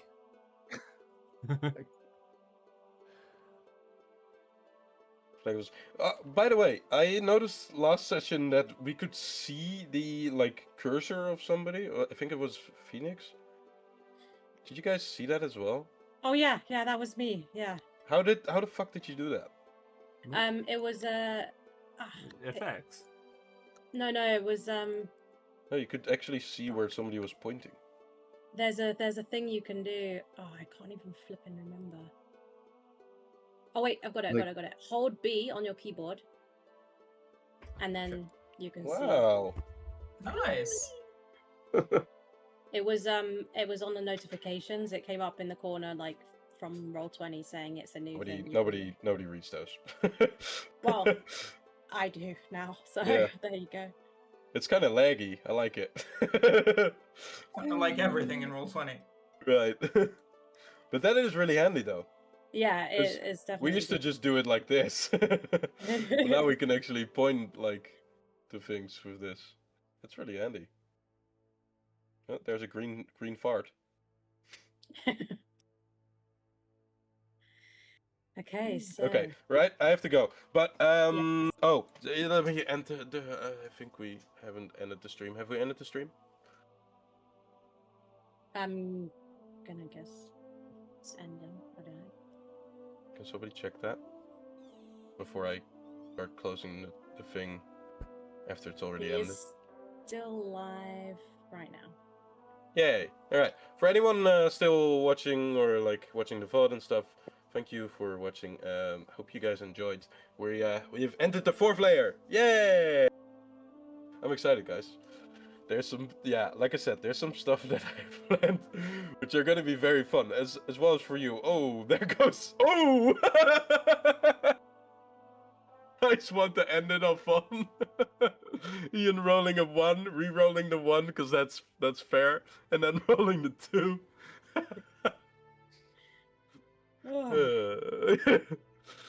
Yeah, you guys have too much HP anyway. So I guess I'm gonna take the tough feat. I'll take tough. Level 15 really is like a level where you don't get much, eh? For most classes. Because you have 3 classes. I guess and- because for spellcasters you get access to 8th level spells, so that's Oh, you do get access to 8 level? Oh, Yeah, that's a that huge makes thing. it up. Oh, that's a huge thing then. I thought it was level 16. No, No, it's yeah, always yeah. an odd level that you get spell Oh, slots. nice. Oh, well, then it's a fucking huge stuff. You Although can now cast not control weather many, without actually using the harp. not many great 8th level spells for Bard. You have 6 8th level spells to choose from, and Which that's ones? it. It's Sympathy, Dominate Monster, which is okay. That's Feeble okay. Mind, which is great. Glibness, Mind Blank, and Power Word Stun. So there's like 2 options. It's Dominate Monster and Feeble Mind, and that's it. What the fuck is mind blank? I think it protects your like psychic damage and stuff. Let me check. It's like the opposite of feeble mind. Yeah, I would assume so. Mind I've blank never just cast sounds that like a spell ever. synonym for feeble mind. Meanwhile, druids, it's like tsunami, sunburst, Yeah. plague wind, incendiary cloud, earthquake. Oh Yeah. god. You're basically immune to psychic damage and any effect that would sense its emotion or read its thoughts, divination spells, and the charm condition. So useless for me. Well, it could be Spell interesting for like art Wish styles and stuff. spell. That's interesting. What? What spell? The spell even foils wish spells and spells or effects of similar power used to affect the target's mind or gain information about the target. That's neat. That's cool. The ultimate protection. It's Yeah, I like guess you're right. Lily Potter. All right, go to your birthday party before you're too late. Yeah, bye, yeah. Yeah, I'm already getting messages. Like,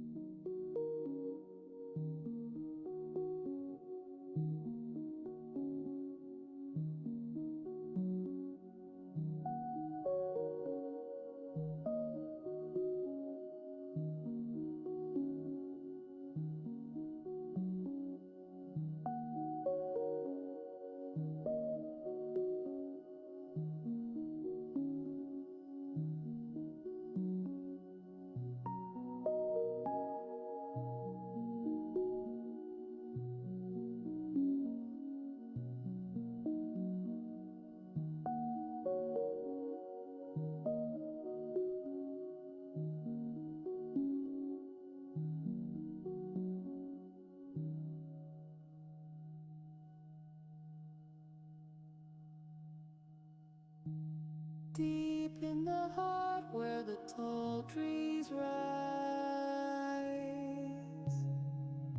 a secret realm beneath the skies.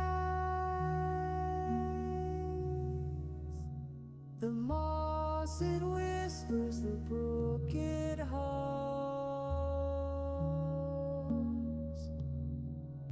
a woodland song where magic drums.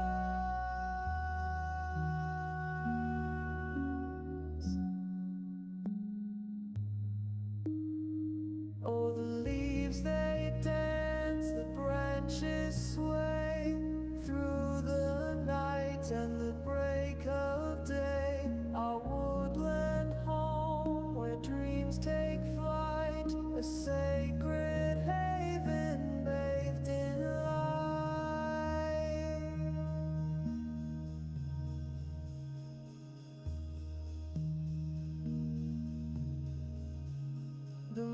mushrooms glow.